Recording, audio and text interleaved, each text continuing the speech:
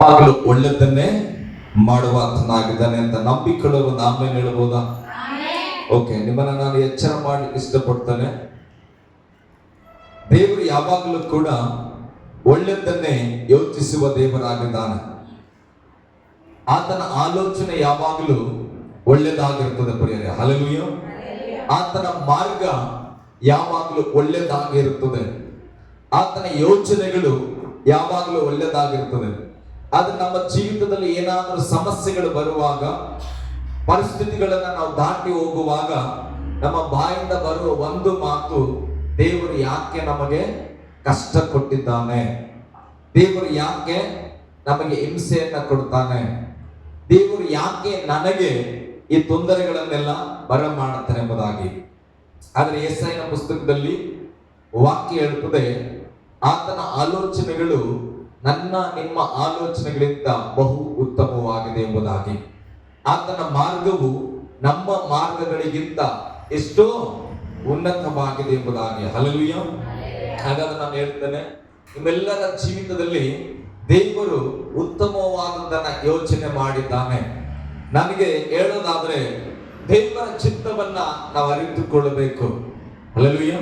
ನನ್ನ ಜೀವಿತದಲ್ಲಿ ದೇವರ ಚಿತ್ತ ಏನು, ದೇವರು ಯಾಕೆ ನಮ್ಮನ್ನ ಭೂಮಿಯಲ್ಲಿ ಉಂಟು ಮಾಡಿದ್ದಾನೆ, ದೇವರ ಉದ್ದೇಶ ಏನು, ದೇವರು ಯಾಕೆ ಮನುಷ್ಯರನ್ನ ಪ್ರೀತಿ ಮಾಡಿದನು, ಯಾಕೆ ದೇವರು ಮನುಷ್ಯರಿಗಾಗಿ ತನ್ನ ಮಗನನ್ನ ಕಳಿಸಿಕೊಟ್ಟನು, ಯಾಕೆ ಆ ದೇವಕುಮಾರನಾದಂತ ಯೇಸು ಸ್ವಾಮಿ ಈ ಲೋಕದಲ್ಲಿ 33 ವರ್ಷಗಳು ಬದುಕಿ ಯಾಕೆ ಮನುಷ್ಯರಿಗಾಗಿ ರಕ್ತವನ್ನು ಸುರಿಸಲ್ಪಟ್ಟನು. ಆ ತ್ಯಾಗಮಯವಾದ ಜೀವಿತ ವ್ಯರ್ಥವಾದದ್ದ, ಉಪಯೋಗಕರವಾದದ್ದ, ಅದು ಮನುಷ್ಯರಿಗೆ ಎಷ್ಟು ಪ್ರಾಮುಖ್ಯವಾಗುತ್ತೆ ಎಂಬುದಾಗಿ ನಾವು ಚೆನ್ನಾಗಿ ಅರ್ಥ ಮಾಡಿಕೊಳ್ಬೇಕು. ಯಾಕಂದ್ರೆ ನಾನು ನೀವು ಉದ್ದೇಶವಿಲ್ಲದೆ ಈ ಲೋಕದಲ್ಲಿ ಹುಟ್ಟಲಿಲ್ಲ ಅನ್ನೋದಾದ್ರೆ, ದೇವರ ಮಗನಾಗಿದ್ದಂತ ಯೇಸು ಕ್ರಿಸ್ತನು ಉದ್ದೇಶವಿಲ್ಲದೆ ಈ ಲೋಕದಲ್ಲಿ ಜನಿಸಿದ್ರ? ನಾರ್ಮಲ್ ಮನುಷ್ಯರು ನಾವು ಸುಳ್ಳಿನ ಪ್ರಪಂಚದಲ್ಲಿ, ಪಾಪದ ಪ್ರಪಂಚದಲ್ಲಿ, ಸ್ವಾರ್ಥ ಚಿಂತನೆಯಲ್ಲಿ ನಮಗೆ ಇಷ್ಟ ಬಂದದನ್ನ ಮಾಡುತ್ತಾ, ನಮಗೆ ಇಷ್ಟ ಬಂದದನ್ನ ತಿನ್ನುತ್ತಾ ಬದುಕುವ ನಾವೇ ದೇವರ ಉದ್ದೇಶದಿಂದ ಜನಿಸಿದ್ರೆ, ಯೇಸು ಸ್ವಾಮಿ ವಾಗ್ದಾನದ ಪುರುಷನು, ಯೇಸು ಸ್ವಾಮಿ ದೇವಕುಮಾರನು, ಆತನ ಪರಲೋಕ ರಾಜ್ಯವನ್ನು ಬಿಟ್ಟು ಈ ಲೋಕಕ್ಕೆ ಬರಬೇಕಾದ್ರೆ ಒಂದು ದೊಡ್ಡ ಉದ್ದೇಶ ಇತ್ತು ಪ್ರಿಯರೇ. ಹಲ್ಲೆಲೂಯಾ. ಗಟ್ಟಿಯಾಗಿ ಹಲ್ಲೆಲೂಯಾ. ಹಾಗಾದ್ರೆ ದೇವರ ಉದ್ದೇಶ ಏನು? ದೇವರ ಮೊದಲನೇ ಉದ್ದೇಶ ಮನುಷ್ಯರು ನಾಶವಾಗಬಾರದು. ಗಟ್ಟಿಯಾಗಿ ಹೇಳಿದ್ರೆ, ಮನುಷ್ಯರು ನಾಶವಾಗಬಾರದು. ಹಲ್ಲೆಲೂಯಾ. ನಾವು ಬಹಳ ಸಾರಿ ಕೇಳಿಸಿಕೊಂಡಿದ್ದೇವೆ, ದೇವರು ಆದಾಮನನ್ನು ಉಂಟು ಮಾಡಿದನು, ಅವಳನ್ನು ಉಂಟು ಮಾಡಿದನು. ದೇವರು ಪ್ರತಿನಿತ್ಯ ಆದಾಮ ಅವಳ ಸಂಗಡ ಮಾತನಾಡ್ತಾ ಇದ್ದನು. ಯಾಕಂದ್ರೆ ದೇವರು ಮನುಷ್ಯನನ್ನ ತನ್ನ ಸ್ವರೂಪದಲ್ಲಿ ಉಂಟು ಮಾಡಿದನು. ಹಾಗೆ ಅವಳು ಸೈತಾನನ ಮಾತನ್ನ ಕೇಳಿ ವಂಚಿತಳಾಗುವಾಗ, ಆತನ ಮೋಸಕ್ಕೆ ಒಳಗಾಗುವಾಗ, ದೇವರು ಮನುಷ್ಯರಿಗೆ ಕೊಟ್ಟಂತ ಅಧಿಕಾರವನ್ನ ಅವಳು ಕಳೆದುಕೊಳ್ಳೋದಲ್ಲದೆ ತನ್ನ ಯಜಮಾನನಿಗೂ ಸಹ ಕೊಟ್ಟು ಆತನಿಗಿದ್ದಂತ ಅಧಿಕಾರವು ಕೂಡ ಕಳೆದು ಹೋಯಿತು. ಹಾಗಾದ್ರೆ ಮನುಷ್ಯರೆಲ್ಲರೂ ದೇವರೊಟ್ಟಿಗೆ ಮಾತನಾಡುವುದನ್ನ, ದೇವರನ್ನ ಭೇಟಿಯಾಗುವುದನ್ನ, ದೇವರೊಟ್ಟಿಗಿದ್ದಂತ ಅನ್ಯೋನ್ಯತೆಯನ್ನ ಮನುಷ್ಯ ಕುಲವು ಕಳೆದುಕೊಂಡಿದ್ದು ಕಾರಣ ಆದಾಮನ ಪಾಪದ ನಿಮಿತ್ತವಾಗಿ. ಹಲ್ಲೆಲೂಯಾ. ಆಗ ದೇವರ ಯೋಚನೆ ಮಾಡಿದ್ರು. ಆದಿಕಾಂಡ ಪುಸ್ತಕದಲ್ಲಿ ನಾವು ಗಮನಿಸುತ್ತೇವೆ, ಈ ನನ್ನ ಸಹವಾಸವನ್ನ ಕಳೆದುಕೊಂಡಂತ ಮನುಷ್ಯರು, ನನ್ನ ಅನ್ಯೋನ್ಯತೆಯನ್ನ ಕಳೆದುಕೊಂಡಂತ ಮನುಷ್ಯರನ್ನ ನಾನು ಬಿಟ್ಟು ಕೊಡೋದಕ್ಕೆ ಮನಸ್ಸಿಲ್ಲ. ಅದಕ್ಕೆ ನಾನು ಏನ್ ಮಾಡ್ತೇನೆ, ಒಬ್ಬ ಸ್ತ್ರೀಯ ಒಂದು ಹೊಟ್ಟೆಯಲ್ಲಿ ಪುರುಷನ ಸಂಕಲ್ಪವಿಲ್ಲದೆ ದೈವಿಕ ಒಂದು ಸ್ವರೂಪದಲ್ಲಿ ಒಂದು ಮಗು ಜನಿಸಿ, ಆತನ ಈ ಮನುಷ್ಯರಿಗಾಗಿ ಯಾವುದೇ ಪಾಪವನ್ನ ಮಾಡದೆ ಪರಿಶುದ್ಧನಾಗಿ ಜೀವಿಸಿ, ದೇವರಿಗೆ ಮೆಚ್ಚುಗೆಯಾದ ರೀತಿಯಲ್ಲಿ ಬದುಕಿ, ದೇವರ ವಾಗ್ದಾನಗಳನ್ನು ನೆರವೇರಿಸಿ, ಶಿಲುಬೆಯ ಮೇಲೆ ಆತನ ಪ್ರಾಣವನ್ನ ಕೊಟ್ಟು ತನ್ನ ರಕ್ತವನ್ನ ಸುರಿಸಿ, ಆತನ ಮರಣವನ್ನ ಹೊಂದಿ ಸಮಾಧಿಯಲ್ಲಿ ಹೂಣಲ್ಪಟ್ಟು 3 ದಿನಗಳ ನಂತರ ಆ ಮರಣವನ್ನ ಜಯಿಸಿ ಎದ್ದ ನಂತರ ಆತನು ಆದಾಮನ ಕಳೆದುಕೊಂಡಂತ ಅಧಿಕಾರವನ್ನ ಪಡೆದು ನಂಬುವ ಮನುಷ್ಯರಿಗೆ ಕೊಡಬೇಕೆಂಬುದಾಗಿ ದೇವರ ಉದ್ದೇಶ. ಹಲ್ಲೆಲೂಯಾ. ದೇವರ ಆದಿಕಾಂಡದಿಂದ ಪ್ರಕಟಣೆ ಪುಸ್ತಕವರೆಗೆ ಉದ್ದೇಶ ಮನುಷ್ಯರು ನಾಶವಾಗಬಾರದು. ಹೇಳ್ರಿ, ಏನಾಗಬಾರದು? ಮನುಷ್ಯರು ನಾಶವಾಗಬಾರದು. ಅವರು ದೇವರ ರಾಜ್ಯವನ್ನ ಸೇರಬೇಕು. ದೇವರ ಸ್ವರೂಪದಲ್ಲಿ ಉಂಟಾದ ಮನುಷ್ಯನು ಹೇಗೆ ಪಾಪದಿಂದ ದೇವರ ಸ್ವರೂಪದಿಂದ ಆತನ ಹೊರಗೆ ಬಂದಿದ್ದಾನೋ, ಸಾಮಾನ್ಯವಾದ ಮನುಷ್ಯನಾಗಿದ್ದಾನೋ, ಮಣ್ಣಿನ ಮನುಷ್ಯನಾಗಿದ್ದಾನೆ, ಈಗ ದೇವರ ಬಯಕೆ ಆತನ ಮತ್ತೆ ದೇವರ ಸ್ವರೂಪದಲ್ಲೇ ಬರಬೇಕು, ದೇವರ ಮಹಿಮೆಯಲ್ಲೇ ಬರಬೇಕು. ದೇವರಿರುವ ಸ್ಥಳಕ್ಕೆ ಆತನು ಉಂಟು ಮಾಡಿದ ಮನುಷ್ಯರು ಸೇರಿಸಲ್ಪಡಬೇಕೆಂಬುದಾಗಿ ದೇವರ ದೊಡ್ಡ ಯೋಚನೆಯನ್ನ ಹಾಕಿ ಮರಿಯಳ ಗರ್ಭದಲ್ಲಿ ಯೇಸು ಸ್ವಾಮಿ ಜನಿಸುವಂತೆ ಮಾಡಿ ಇಷ್ಟೆಲ್ಲ ಅದ್ಭುತಗಳಾದ ನಂತರ ಶಿಲುಬೆಯಲ್ಲಿ ಮರಣವನ್ನು ಹೊಂದಿದ್ದಲ್ಲದೆ ಪುನರುತ್ಥಾನ ಆಗಿ ಈಗ ನಾನು ನೀವು ನಂಬಿ ರಕ್ಷಣೆಯಲ್ಲಿದ್ದೇವೆ. ಒಂದು ಆಮೇಲೆ ಹೇಳು ಹಲ್ಲೆಲೂಯಾ. ಇದು ಇಂಟ್ರೊಡ್ಯೂಷನ್. ನಾವು ಏನಾಗಿದ್ದೇವೆ? ಕ್ರಿಸ್ತನಲ್ಲಿ ಈಗ ರಕ್ಷಿಸಲ್ಪಟ್ಟಿದ್ದೇವೆ. ಒಂದು ಆಮೇಲೆ ಕೇಳಬಹುದಾ? ಹಲ್ಲೆಲೂಯಾ. ನಿಮಗೆ ರಕ್ಷಣೆ ಆಗಿದೆಯಾ? ಓಕೆ, ರಕ್ಷಣೆ ಆಗಿದೆ. ದೇವರ ಚಿತ್ತ ಏನು ಎಂಬುದಾಗಿ ನಾನು ಕಳೆದ ದಿವಸ ಪ್ರಾರ್ಥಿಸ್ತಾ ಇದ್ದೆ, ದೇವರ ಹತ್ರ ಕೇಳ್ತಾ ಇದ್ದೆ. ಯಾಕಂದ್ರೆ ನಾನು ಕಂಠಾಣದಲ್ಲಿ ಒಂದು ಕೂಟಕ್ಕೆ ಹೋಗುವುದಕ್ಕಾಗಿ ಪ್ರಾರ್ಥಿಸುವಾಗ, ದೇವರೇ, ಈ ಗ್ರಾಮದ ಜನರಿಗೆ ದೇವರ ಚಿತ್ತವನ್ನು ನಾನು ಕಲಿಸಬೇಕು. ಹಾಗಾದ್ರೆ ದೇವರ ಚಿತ್ತ ಏನು ಎಂಬುದಾಗಿ ಮೊದಲು ನನಗೆ ತಿಳಿಯಪಡಿಸು, ನಾನು ಅದನ್ನ ಕಲಿತು ಆನಂತರ ಕಲಿಸುತ್ತೇನೆ ಎಂಬುದಾಗಿ ಅವರು ಒಂದು ವಾರಗಳ ಮುಂಚೆನೆ ನನಗೆ ಕರೆ ಮಾಡಿ ಹೇಳಿದ್ರು, ನಮ್ಮ ಮನೆಯಲ್ಲಿ ಒಂದು ಪ್ರಾರ್ಥನೆ ಕೂಟ ಇರ್ತದೆ, ನೀವು ಬರಬೇಕೆಂಬುದಾಗಿ. ಹಲ್ಲೆಲೂಯಾ. ಅವರ ಮನೆಯ ಕೂಟಕ್ಕಾಗಿ ನಾನು ಪ್ರಾರ್ಥಿಸುವಾಗ ದೇವರು ನನ್ನ ಹೃದಯದಲ್ಲಿ ಹಾಕಿದ ಭಾವನೆಯನ್ನ, ಆ ಮಾತುಗಳನ್ನ ನಾನು ಅನುಸರಿಸಿ ಅವರೊಟ್ಟಿಗೆ ಮಾತನಾಡಿದ್ದೇನೆ. ದೇವರು ನನ್ನೊಟ್ಟಿಗೆ ಹಾಕಿದ ಆಲೋಚನೆ, ನಿನ್ನ ಸಭೆಯಲ್ಲೂ ಕೂಡ ದೇವರ ಚಿತ್ತವನ್ನು ತಿಳಿಸು. ಹಲ್ಲೆಲೂಯಾ. ಹಾಗಾದ್ರೆ ನಾವು ಈಗ ಹೇಳೋಣ, ದೇವರ ಚಿತ್ತ ಏನು? ಒಂದು ಪ್ರಶ್ನೆ ಬಾಯಲ್ಲಿ ಹೇಳಿದ್ರೆ, ದೇವರ ಚಿತ್ತ ಏನು? ಹಲ್ಲೆಲೂಯಾ. ಇನ್ನ ಸ್ವಾರ್ಥವಾಗಿ ಹೇಳೋದಾದ್ರೆ, ನನ್ನ ಜೀವಿತದಲ್ಲಿ ದೇವರ ಚಿತ್ತ ಏನು? ಹೇಳ್ರಿ. ಓಕೆ, ದೇವರ ಚಿತ್ತವನ್ನ ನಮ್ಮ ಸಭೆಯಲ್ಲಿ ಹೆಡ್ಲೈನ್ಸ್ ಆಗಿ ನಾವು ತೆಗೆದುಕೊಂಡಿದ್ದೇವೆ. ಏನು ಓದ್ಲಿಕ್ಕೆ ಆಗ್ತದ?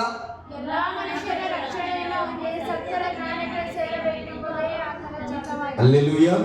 1 ತಿಮೋಥಿ 2ನೇ ಅಧ್ಯಾಯ 4ನೇ ವಚನ. ಏನಾಗಿದೆ? ದೇವರ ಚಿತ್ತ ಮೊದಲನೇದಾಗಿ ಎಲ್ಲಾ ಮನುಷ್ಯರು ರಕ್ಷಣೆಯನ್ನ ಹೊಂದಿ ಸತ್ಯದ ಜ್ಞಾನದಲ್ಲಿ ಸೇರಬೇಕೆಂಬುದೇ ದೇವರ ಚಿತ್ತವಾಗಿದೆ. ಆತನ ಚಿತ್ತ ಅಥವಾ ದೇವರ ಚಿತ್ತ. ಹಲ್ಲೆಲೂಯಾ. ಹಾಗಾದ್ರೆ ಈಗ ದೇವರ ಚಿತ್ತ ನಮ್ಮೆಲ್ಲರಿಗೂ ಗೊತ್ತಾಯಿತು. ಮನುಷ್ಯರು ರಕ್ಷಣೆಯನ್ನ ಹೊಂದಬೇಕು, ಸತ್ಯದ ಜ್ಞಾನದಲ್ಲಿ ಸೇರಬೇಕು. ಇದು ನಾವೆಲ್ಲರೂ ಆಗಿದ್ದೇವೆ ಅಂತ ನಾನು ನಂಬುತ್ತೇನೆ. ನಾವು ರಕ್ಷಣೆಯನ್ನು ಕೂಡ ಹೊಂದಿದ್ದೇವೆ, ಸತ್ಯದ ಜ್ಞಾನದಲ್ಲಿ ಇದ್ದೇವೆ. ಸತ್ಯವನ್ನ ತಿಳಿದುಕೊಳ್ಳಿರಿ, ಸತ್ಯವು ನಿಮ್ಮನ್ನ ಬಿಡುಗಡೆ ಮಾಡುವುದು. ವಚನ ಹೇಳುತ್ತದೆ, ಸತ್ಯವನ್ನ ತಿಳಿದುಕೊಳ್ಳ್ರಿ, ಸತ್ಯವು ನಿಮ್ಮನ್ನ ಬಿಡುಗಡೆ ಮಾಡುವುದು. ಏನು ಸತ್ಯ? ಮನುಷ್ಯರು ಪಾಪದಲ್ಲಿದ್ದಾರೆ, ಸೈತಾನನ ವಶದಲ್ಲಿದ್ದಾರೆ, ಕತ್ತಲ ಜೀವಿತದಲ್ಲಿದ್ದಾರೆ. ಆ ಮನುಷ್ಯನು ಸತ್ಯವನ್ನ ತಿಳಿದುಕೊಂಡ್ರೆ ಆ ಸತ್ಯವು ಅವನನ್ನ ಕತ್ತಲಿಂದ, ಪಾಪದಿಂದ, ಶಾಪದಿಂದ ಆತನನ್ನ ಬಿಡುಗಡೆ ಮಾಡುತ್ತೆ. ಹಲ್ಲೆಲೂಯಾ. ಹಾಗಾದ್ರೆ ಬೈಬಲ್ ಹೇಳುತ್ತದೆ, ಯೋಹಾನ ಬರೆದ ಸುವಾರ್ತೆಯಲ್ಲಿ, ನಾನೇ ಸತ್ಯ, ನಾನೇ ಮಾರ್ಗ, ನಾನೇ ಜೀವವಾಗಿದ್ದೇನೆ. ಯೇಸು ಸ್ವಾಮಿ ಹೇಳ್ತಾರೆ, ನಾನೇ ಸತ್ಯವಾಗಿದ್ದೇನೆ. ಹಲ್ಲೆಲೂಯಾ. ಬೈಬಲ್ ಹೇಳ್ತದೆ, ಸತ್ಯವನ್ನ ತಿಳಿದುಕೊಳ್ಳ್ರಿ, ಸತ್ಯವು ನಿಮ್ಮನ್ನ ಬಿಡುಗಡೆ ಮಾಡುತ್ತೆ. ಹಾಗಾದ್ರೆ ಈಗ ಸತ್ಯ ಅಂದ್ರೆ ಏನನ್ನ ತಿಳ್ಕೊಳ್ಬೇಕು? ಯೇಸುವನ್ನ ತಿಳ್ಕೊಳ್ಬೇಕು. ಗಟ್ಟಿಯಾಗಿ ಹೇಳ್ರಿ, ಯೇಸುವೇ ಸತ್ಯವಾಗಿದ್ದಾನೆ. ಯಾರು ಆ ಸತ್ಯವಾಗಿರತಕ್ಕಂಥ ಯೇಸುವನ್ನ ತಿಳಿದುಕೊಳ್ತಾರೋ ಅವನಿಗೆ ಯೇಸು ಬಿಡುಗಡೆ ಮಾಡುವವನಾಗಿದ್ದಾನೆ. ಹಲ್ಲೆಲೂಯಾ. ನಾನು ನೀವು ಹೇಗೆ ಪಾಪದಿಂದ ಬಿಡುಗಡೆ ಹೊಂದಿದ್ದೇವೆ ಅಂದ್ರೆ, ನಾನು ನೀವು ಯೇಸುವನ್ನ ತಿಳಿದವರಾಗಿದ್ದೇವೆ, ಯೇಸುವನ್ನ ಒಪ್ಪಿದವರಾಗಿದ್ದೇವೆ. ಅದಕ್ಕೆ ನಮಗೆ ನಂಬಿಕೆ ಉಂಟು, ನಾವು ಪಾಪದಿಂದ ಬಿಡಿಸಲ್ಪಟ್ಟಿದ್ದೇವೆ. ಆಮೆನ್. ಗಟ್ಟಿಯಾಗಿ ಆಮೆನ್. ಸತ್ಯದ ಜ್ಞಾನಕ್ಕೆ ಸೇರಬೇಕೆಂಬುದು ದೇವರ ಚಿತ್ತ. ಸತ್ಯದ ಜ್ಞಾನ, ಸತ್ಯವು ಯೇಸು ಆಗಿದ್ದಾನೆ. ಹಾಗಾದ್ರೆ ಯೇಸುವಿನ ಜ್ಞಾನಕ್ಕೆ ನಾವು ಸೇರಬೇಕಾಗಿದೆ. ಹಲ್ಲೆಲೂಯಾ. ಯೇಸುವಿನ ಜ್ಞಾನ ಯಾವುದು? ಯೇಸುವಲ್ಲಿದ್ದಂತ ಜ್ಞಾನ ದೈವಿಕವಾದ ಜ್ಞಾನ. ಸತ್ಯವೇದ ಹೇಳ್ತದೆ, ಜ್ಞಾನವೇ ಯೇಸು ಆಗಿದ್ದನು. ಯೆಹೋವನ ಭಯವೇ ಜ್ಞಾನದ ಮೂಲ. ಹಲ್ಲೆಲೂಯಾ. ಜ್ಞಾನವನ್ನ ಪಡ್ಕೊಳ್ಬೇಕು. ಜ್ಞಾನದಲ್ಲಿ ಸೇರ್ಬೇಕಂದ್ರೆ ನಿನಗೆ ದೇವರ ಭಯ ಇರಬೇಕು. ಹೇಳ್ರಿ, ದೇವರ ಭಯ ಇರಬೇಕು.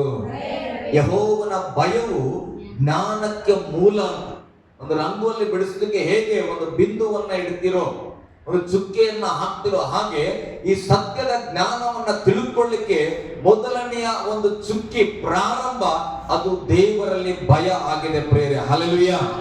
ದೇವರಲ್ಲಿ ಭಯ ಅಂದ್ರೆ ದೇವರು ಇದ್ದಾನೆ, ದೇವರು ನನ್ನನ್ನ ಸೃಷ್ಟಿ ಮಾಡಿದವನು, ದೇವರು ಸಕಲವನ್ನ ಸೃಷ್ಟಿಸಿದ ಆತನು, ಆತನ ಸರ್ವಶಕ್ತನು, ಆತನ ಏನನ್ನ ಬೇಕಾದರೂ ಕೂಡ ಮಾಡಬಲ್ಲನು ಅಂತ ನಮಗೆ ಗೊತ್ತಾದ್ರೆ ಆತನ ಮೇಲೆ ಒಂದು ಭಯ ಪ್ರೀತಿ ನಮಗೆ ಉಂಟಾಗ್ತದೆ. ಅದು ನಮ್ಮನ್ನ ಜ್ಞಾನದ ಕಡೆಗೆ ನಡೆಸುವಂತದ್ದಾಗಿದೆ. ಹಲ್ಲೆಲೂಯಾ. ಗಟ್ಟಿಯಾಗಿ ಹಲ್ಲೆಲೂಯಾ. ಮೊದಲನೇದಾಗಿ ನಾನು ಹೇಳಿದ್ದೇನೆ, ದೇವರ ಚಿತ್ತ ಎಲ್ಲ ಮನುಷ್ಯರು ರಕ್ಷಣೆ ಹೊಂದಬೇಕು. ಹೇಳ್ರಿ, ಎಲ್ಲ ಮನುಷ್ಯರು ರಕ್ಷಣೆ ಹೊಂದಬೇಕು. ಇದು ದೇವರ ಚಿತ್ತ. ಅದಾದ ಮೇಲೆ ಈಗ ನೀವು ರಕ್ಷಣೆ ಹೊಂದಿದ್ದೇವೆ. ಪಕ್ಕದಿಂದ ಕೈ ಕೊಟ್ಟು ಹೇಳ್ರಿ, ನೀವು ರಕ್ಷಿಸಲ್ಪಟ್ಟಿದ್ದೀರಿ, ನೀವು ಸತ್ಯದ ಜ್ಞಾನದಲ್ಲಿ ಇದ್ದೀರಿ. ಆಮೆನ್. ಓಕೆ, ನಾನು ಹೃದಯ ತುಂಬಿ ಒಪ್ಕೊಳ್ತೇನೆ, ನೀವು ಸತ್ಯದ ಜ್ಞಾನದಲ್ಲಿ ಇದ್ದೀರಿ. ಈಗ 1ನೇ ಕ್ಲಾಸ್ ಆಗಿದ್ಮೇಲೆ 2ನೇ ಕ್ಲಾಸ್ಗೆ ಸೇರ್ತೇವ ಇಲ್ಲ? ಈಗ ಆಯ್ತು, ನಾವು ಸೇರಿದ್ವಿ, ಏನಾಯ್ತು, ಕಲ್ತ್ಕೊಂಡ್ವಿ, ಎಲ್ಲ ಕಲ್ತ್ವಿ, ಎಕ್ಸಾಮ್ ಬರೆದ್ವಿ. ಈಗ 2ನೇ ತರಗತಿಗೆ ನಾವು ಬರಬೇಕಾದ್ರೆ ಅಲ್ಲಿ ನಿಮಗೆ 1ನೇ ಕ್ಲಾಸ್ ಪಾಠವನ್ನೇ ಮಾಡ್ತಾರ. ಈಗ 2ನೇ ಕ್ಲಾಸಿಗೆ ತಕ್ಕಂತೆ ಪಾಠ ಬರ್ತದೆ. ABCD ಗೊತ್ತಿರ್ಲಿಲ್ಲ ಅಂದ್ರೆ ABCD ಕಲಿತೆ. ಈಗ ಏನನ್ನ ಕಲಿಸ್ತಾರೆ? A ಫಾರ್ ಆಪಲ್ ಅಂದ್ರೆ ಪದ ಮಾಡೋದನ್ನ ನಿಮಗೆ ಕಲಿಸ್ತಾರೆ. ಹಾಗೆ ದೇವರ ಚಿತ್ತ ಬರೀ ರಕ್ಷಣೆ ಹೊಂದುವುದೇ ಆಗಿಲ್ಲ. ರಕ್ಷಣೆ ಹೊಂದಿದ ಮೇಲೆ ಸತ್ಯದ ಜ್ಞಾನಕ್ಕೆ ಸೇರುವುದು ಅಷ್ಟೇ ಅಲ್ಲ, ಅದರ ಮೇಲೆ ಒಂದು ಹೆಜ್ಜೆ ನಾವು ಬರಬೇಕಾಗಿದೆ. ಹಲ್ಲೆಲೂಯಾ. ಎರಡನೇದಾಗಿ ದೇವರ ಚಿತ್ತ ಏನು ನಾವು ಗಮನಿಸೋಣ. 1 ಥೆಸಲೋನಿಕ ಪತ್ರಿಕೆ 4ನೇ ಅಧ್ಯಾಯ 3ನೇ ವಚನವನ್ನ ಓದೋಣ. ದೇವರ ಚಿತ್ತವೇನೆಂದರೆ ನೀವು ಶುದ್ಧರಾಗಿ ಇರಬೇಕೆಂಬುದೇ. ಹಲ್ಲೆಲೂಯಾ. ಯೇಸುವನ್ನ ನಂಬಿದಾಗ ನಮಗೆ ರಕ್ಷಣೆ ದೊರಕಿದ್ದು, ದೇವರು ನಮ್ಮನ್ನ ಶುದ್ಧ ಮಾಡಲ್ಪಟ್ಟನು. ಅದಾದ ನಂತರ ದೇವರ ಚಿತ್ತ ನೀವು ಆ ಶುದ್ಧದಲ್ಲೇ ಇರಬೇಕು. ಹಲ್ಲೆಲೂಯಾ. ದೇವರ ಚಿತ್ತವೇನೆಂದರೆ ನೀವು ಶುದ್ಧರಾಗಿ ಇರಬೇಕು. ಆಮೆನ್. ಗಟ್ಟಿಯಾಗಿ ಹಲ್ಲೆಲೂಯಾ. ಇದ್ರೆ ಇರ್ರಿ, ಇಲ್ಲ ಅಂದ್ರೆ ಪರವಾಗಿಲ್ಲ ಅಂತ ಇಲ್ಲ ವಚನ.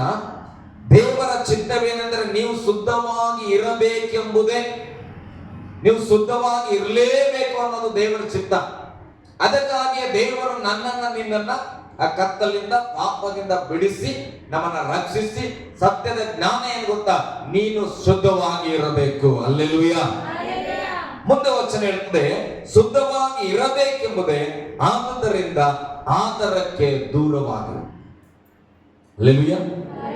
ನೀನು ಕೆಸರಲ್ಲಿ ಬಿದ್ದು ಹೋಗಿದೆ, ನಿನ್ನನ್ನ ಒಬ್ಬ ಮನುಷ್ಯ ತಂದೆ ಅಲ್ಲಿಂದ ಎಬ್ಬಿಸಿ, ಮಗ ಕೆಸರಲ್ಲಿ ಬಿದ್ದು ಹೋಗ್ಬಿಟ್ಯಾ ಅಂತ ಹೇಳಿ ನಿನ್ನನ್ನ ಎತ್ತಿ ನಿನ್ನ ತೊಳೆದು ನಿನ್ನ ಶುದ್ಧ ಮಾಡಿ ಪಕ್ಕದಲ್ಲಿ ನಿಲ್ಲಿಸಿದಾಗ ಆ ತಂದೆ ಹೇಳ್ತಾನೆ, ನಿನ್ನನ್ನ ಆ ಕೆಸರಿಂದ ಬಿಡಿಸಿ ನಾನು ಶುದ್ಧ ಮಾಡಿದ್ದೇನೆ, ಈಗ ನೀನು ಶುದ್ಧವಾಗಿ ಇರಬೇಕು.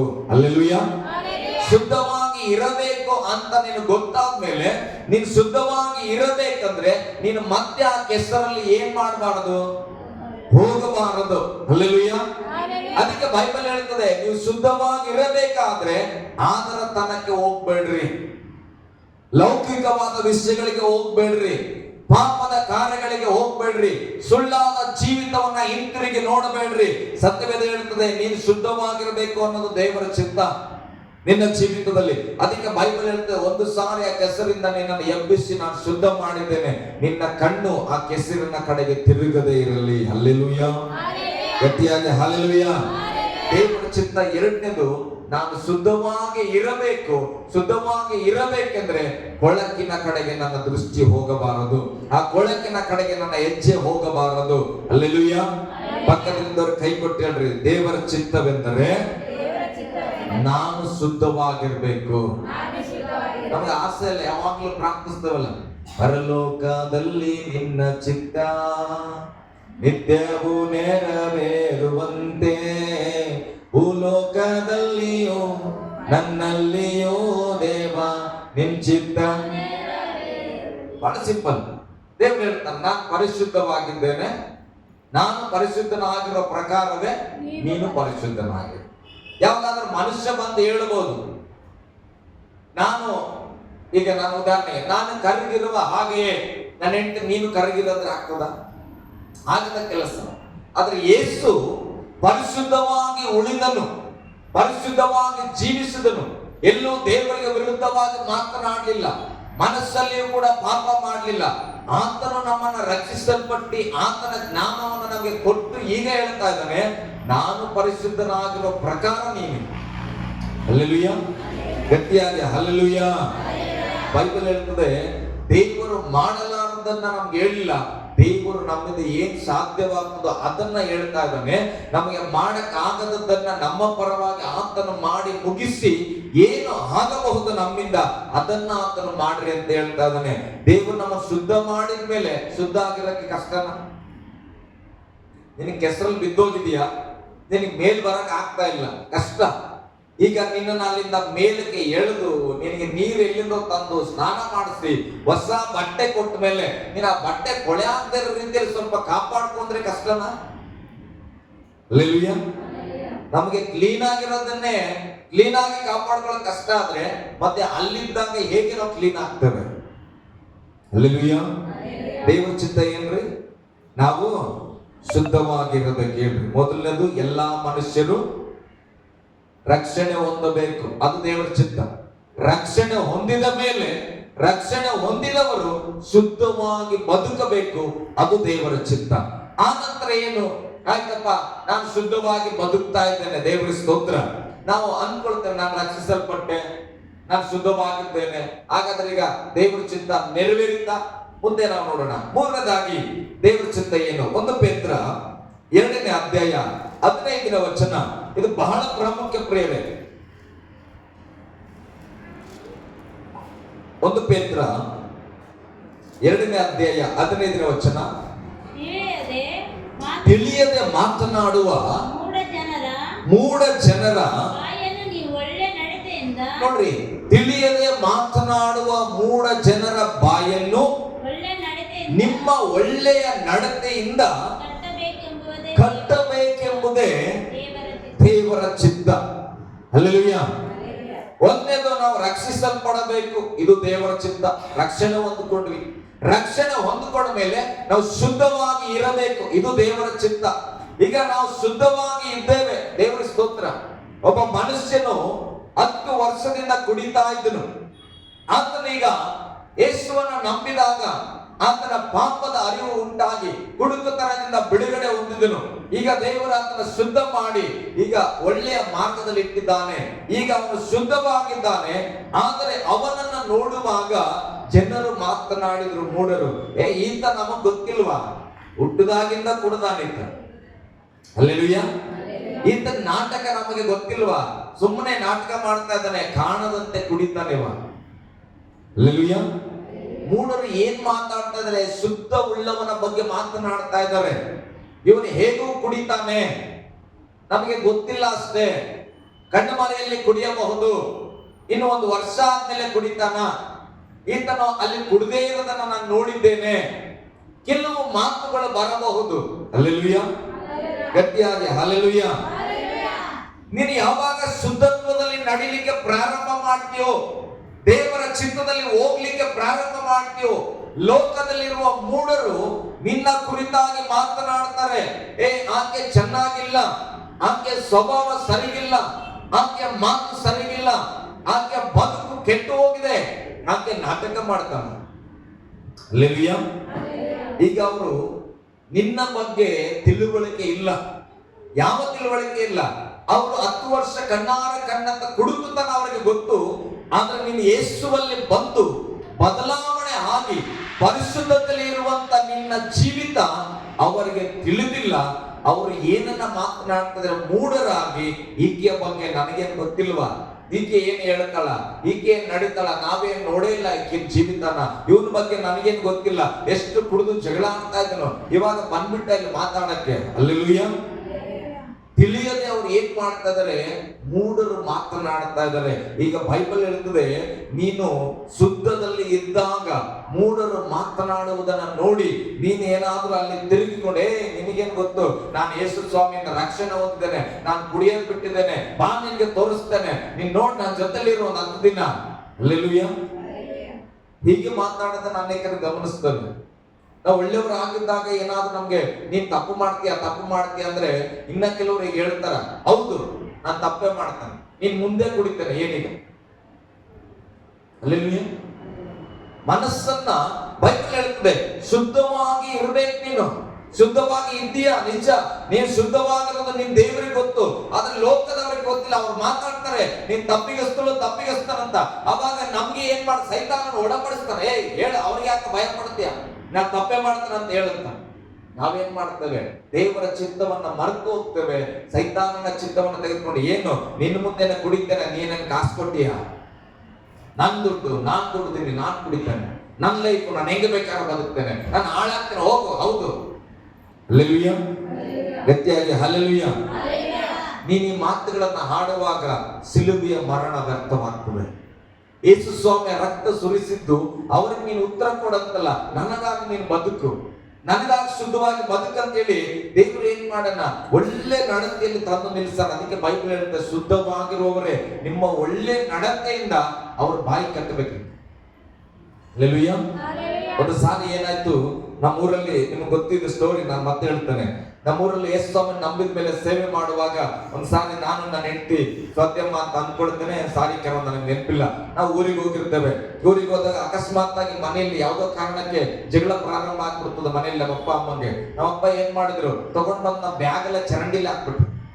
ಅವಾಗಿನ್ನ ನಮ್ಮ ಯೇಸು ಸ್ವಾಮಿಯನ್ನ ನಮ್ಮ ತಂದೆ ನಂಬಲಿಕ್ಕಿಲ್ಲ. ಅಲ್ಲೆಲ್ಲೂ ತಂದು ಹಾಕ್ಬಿಟ್ರು ರೋಡಲ್ಲಿ. ಎಲ್ಲಾರು ಊಹೆ ಮಾಡಿದ್ರು ನಮ್ಮ ಮನೆ ಸುತ್ತ ಇದ್ದವರು. ಈಗ ಪಕ್ಕ ಅರಸು ಏನ್ ಮಾಡ್ತಾನ, ಅವ್ರ ಅಪ್ಪನ್ ಹೊಡಿತಾನ. ಅಲ್ಲೆಲ್ಲೂಯ್ಯ. ಯಾಕೆ ನಾನು ತಪ್ಪಿಲ್ಲದೆ ಹೋದ್ರು ನಮ್ಮ ಅಪ್ಪ ಏನ್ ಮಾಡಿದ್ರು, ತಗೊಂಡ್ ಬಂದು ಎಲ್ಲ ಬಿಸಾಕ್ಬಿಟ್ರು.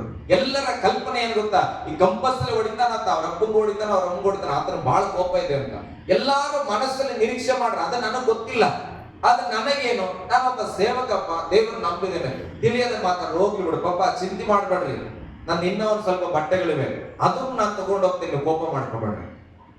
ನಮ್ಮಪ್ಪ ಬಸ್ ಹತ್ಕೊಂಡು ಹೋದ್ರು. ಆಮೇಲೆ ನಾವೇನ್ ಮಾಡಿವಿ, ನಮ್ಮಪ್ಪ ಬರೋವರೆಗೆ ಬಟ್ಟೆ ಎಲ್ಲ ಜಮಾ ಮಾಡಿ ಇಟ್ಟಿವಿ, ಆದ್ರೆ ಮನೆ ಬಿಟ್ಟು ಹೊರಗೆ ಬಂದಿಲ್ಲ, ಉತ್ತಮವಾದ ಅಡಿಗೆ ಮಾಡಿದ್ವಿ. ಅಲ್ಲೆಲ್ಲೂಯ್ಯ. 2 ದಿನ ಅಲ್ಲೇ ಉಳ್ಕೊಂಡ್ವಿ, ನಮ್ಮಪ್ಪನ ಸಮಾಧಾನ ಮಾಡಿದ್ವಿ. ಆಮೇಲೆ ನಾವು ಬೀದರ್ಗೆ ಬಂದ್ವಿ. ಅಲ್ಲೆಲ್ಲೂಯ್ಯ. ಆಮೇಲೆ ನಮ್ಮ ಸುತ್ತಮುತ್ತ ಮನೆಯವ್ರು ಇದ್ದವರೆಲ್ಲ ನೆಕ್ಸ್ಟ್ ಟೈಮ್ ನಾವು ಊರಿಗೆ ಹೋದಾಗ ನನ್ನ ಹೆಂಡತಿ ಹತ್ರ ಅಂತ ಹೇಳ್ತಾ ಇದ್ರಂತ, ಏನಂತ ಗೊತ್ತೇ, ಅವತ್ತು ಹೋದ್ಸಲ ಬಂದಾಗ ಜಗಳ ದೊಡ್ಡದಾಗ್ತದ ಅನ್ಕೊಂಡಿದ್ವಿ, ಅರಸು ಬಹಳ ಚೇಂಜ್ ಆಗ್ಬಿಟ್ಟಾನ. ಹಲ್ಲೆಲೂಯಾ. ಅವ್ರು ಏನ್ ಮಾತಾಡಿದ್ರು ನನ್ನ ಬಗ್ಗೆ, ಈಗ ಅವ್ನು ಹೊಡಿತಾನ, ಬೈತಾನ, ಜಗಳ ಮಾಡ್ತಾನ, ಏನಾಗ್ತದ ಅವ್ರ ಮನೆಯಲ್ಲಿ, ಯಾಕೆ ಅವ್ರು ಹಳೆದನ್ನ ನೋಡಿದ್ದಾರೆ. ಅವ್ರಿಗೆ ಈಗ ನಾವು ಶುದ್ಧವಾಗಿರೋದು ಗೊತ್ತಿಲ್ಲ, ಆದ್ರೆ ಈಗ ನಾವು ನಮ್ಮ ಒಳ್ಳೆ ನಡತೆಯಿಂದ ನೆಕ್ಸ್ಟ್ ಟೈಮ್ ಊರಿಗೆ ಹೋದಾಗ ಅವರ ಬಾಯಿ ಮುಚ್ಚಲ್ಪಟ್ಟಿದ್ದು ಏನಂತ, ಆತ ಬದಲಾಗಿನ. ಹಲ್ಲೆಲೂಯಾ. ನಾನು ಅವತ್ತು ನಿಂತು ಹಾಗೆ ವರ್ತನೆ ಮಾಡಿದ್ರೆ ಏನಾಗ್ತಾ ಇತ್ತು, ಸೈತಾನನ ಸಂತೋಷ ಪಡ್ತಾ ಇದ್ನು, ದೇವರ ಚಿತ್ತವನ್ನು ಅರಸು ಮರೆತು ಹೋಗ್ಬಿಟ್ಟಾನ. ಹಲ್ಲೆಲೂಯಾ. ಬೈಬಲ್ ಹೇಳ್ತದೆ, ಅದಕ್ಕೆ ನಿಮ್ಮ ಒಳ್ಳೆ ನಡತೆ ಮೂಢರ ಬಾಯಿಯನ್ನ ಕಟ್ಟಲ್ಪಡಬೇಕಂತ ಅವ್ರು ಅಂದ್ಕೊಳ್ಬೇಕು, ಇಂಥ ಮನುಷ್ಯನ ಬಗ್ಗೆ ನಾನು ತಪ್ಪಾಗಿ ಮಾತಾಡಿದ್ನಲ್ಲಪ್ಪ, ಆತನ ಚೇಂಜ್ ಆಗಿದ್ದಾನೆ. ಹಲ್ಲೆಲೂಯಾ. ಗಟ್ಟಿಯಾಗಿ ಹಲ್ಲೆಲೂಯಾ. ಅಷ್ಟರ ಮಟ್ಟಿಗೆ ನಮ್ದು ಒಳ್ಳೆ ನಡತೆ ಇರಬೇಕು. ನಿಮ್ ಬಗ್ಗೆ ಮಾತಾಡೋದು ನಿಮ್ಗೊಂದು ಕಲ್ಪನೆ ಬರಲಿ. ನೀವು ಬದಲಾಗಿದ್ದಾಗ, ಬದಲಾಗಿಲ್ಲ ಅಂತ ಯಾರಾದ್ರೂ ಮಾತಾಡಿದ್ರೆ ನೀವು ಅಂದ್ಕೊಳ್ಬೇಕು, ಬೈಬಲ್ ಏನಂತ ಹೇಳ್ತದೆ, ಅವ್ರು ಮೂಢರು, ತಿಳಿಯದೆ ಮಾತಾಡ್ತಾರೆ. ಯಾಕೆ, ನಿನ್ನ ಬದಲಾವಣೆ ಅವ್ರಿಗೆ ಕಾಣಿಸಿಲ್ಲ, ಇನ್ನು ಅಂತರದಲ್ಲಿ ಬದಲಾವಣೆ ಆಗಿದೆಯಲ್ಲ, ಅದು ಅವ್ರಿಗೆ ಕಂಡಿರ್ಲಿಕ್ಕಿಲ್ಲ, ಅದಕ್ಕೆ ಅವರು ಮೂಢರಾಗಿ ಮಾತನಾಡ್ತಾರೆ. ಪರವಾಗಿಲ್ಲ, ಏನ್ ಮಾಡ್ರಿ, ನೀವು ಒಳ್ಳೆಯವರಾಗಿ ಶುದ್ಧವಾಗಿರುವಾಗ ಒಂದು ದಿನ ಯಾರು ಮೂಢತ್ವದಲ್ಲಿ ಮಾತಾಡಿರೋ ಅವ್ರ ಬಾಯಿ ಕಟ್ಟಲ್ಪಡ್ತದ. ದಾನಿಯೇಲನು ನನ್ನ ಏನ್ ಮಾಡಿದ್ರು, ಪ್ರತಿಮೆಗೆ ಅಡ್ಡ ಬೀಳ್ಬೇಕಂತ ಹೇಳಿದ್ರು ರಾಜನಿಗೆ. ಎಲ್ಲಾರು ಅಡ್ಡ ಬಿದ್ರೆ ಆತ ಬೀಳಲಿಲ್ಲ. ತಗೊಂಡಾಗ ಏನ್ ಮಾಡ್ತಾರೆ, ದಾನಿಯೇಲನನ್ನ ಬೆಂಕಿಯಲ್ಲಿ ಹಾಕ್ಬಿಟ್ರು, ಬೆಂಕಿಯ ಗವಿಯಲ್ಲಿ ಹಾಕಿ, ಅಲ್ಲೇ ಹಾಕಿದ್ರು. ದಾನಿಯೇಲನ ಎಲ್ಲಿ ಹಾಕಿದ್ರು, ಎಚ್ಚರವಾಗಿದ್ದು. ಹಲ್ಲೆಲೂಯಾ. ಎಲ್ಲಿ ಹಾಕ್ತಾರ ದಾನಿಯೇಲನ? ಸಿಂಹದ ಗವಿಯಲ್ಲಿ ಹಾಕ್ಬಿಟ್ರು. ದಾನಿಯೇಲ ಹೋಗಿ ದಾನಿಯೇಲನ ಜಾಗದಲ್ಲಿ ನೀವು ಇದ್ದಿದ್ರೆ ಆತ ದಾನಿಯೇಲ ನಂಬಿಗಸ್ತನು, ರಾಜನಿಗೆ ಕನಸಿನ ಅರ್ಥ ಹೇಳಿದವನು, ಮೆಚ್ಚುಗೆಯಾಗಿ ನಡೆದವನು. ಆದ್ರೆ ಈಗ ದೇವರನ್ನ ಹೊರತಾಗಿ ಬೇರೆ ಯಾವ ಪ್ರತಿಮೆಗೆ ಅಡ್ಡಗೊಳ್ಳಲ್ಲ ಅನ್ನೋ ಕಾರಣಕ್ಕೆ ಆತನು ಏನ್ ಮಾಡಿನ? ರಾಜನ ಆಜ್ಞೆಯನ್ನ ಮೀರ್ಯಾನ ದೇವರಿಗೋಸ್ಕರ.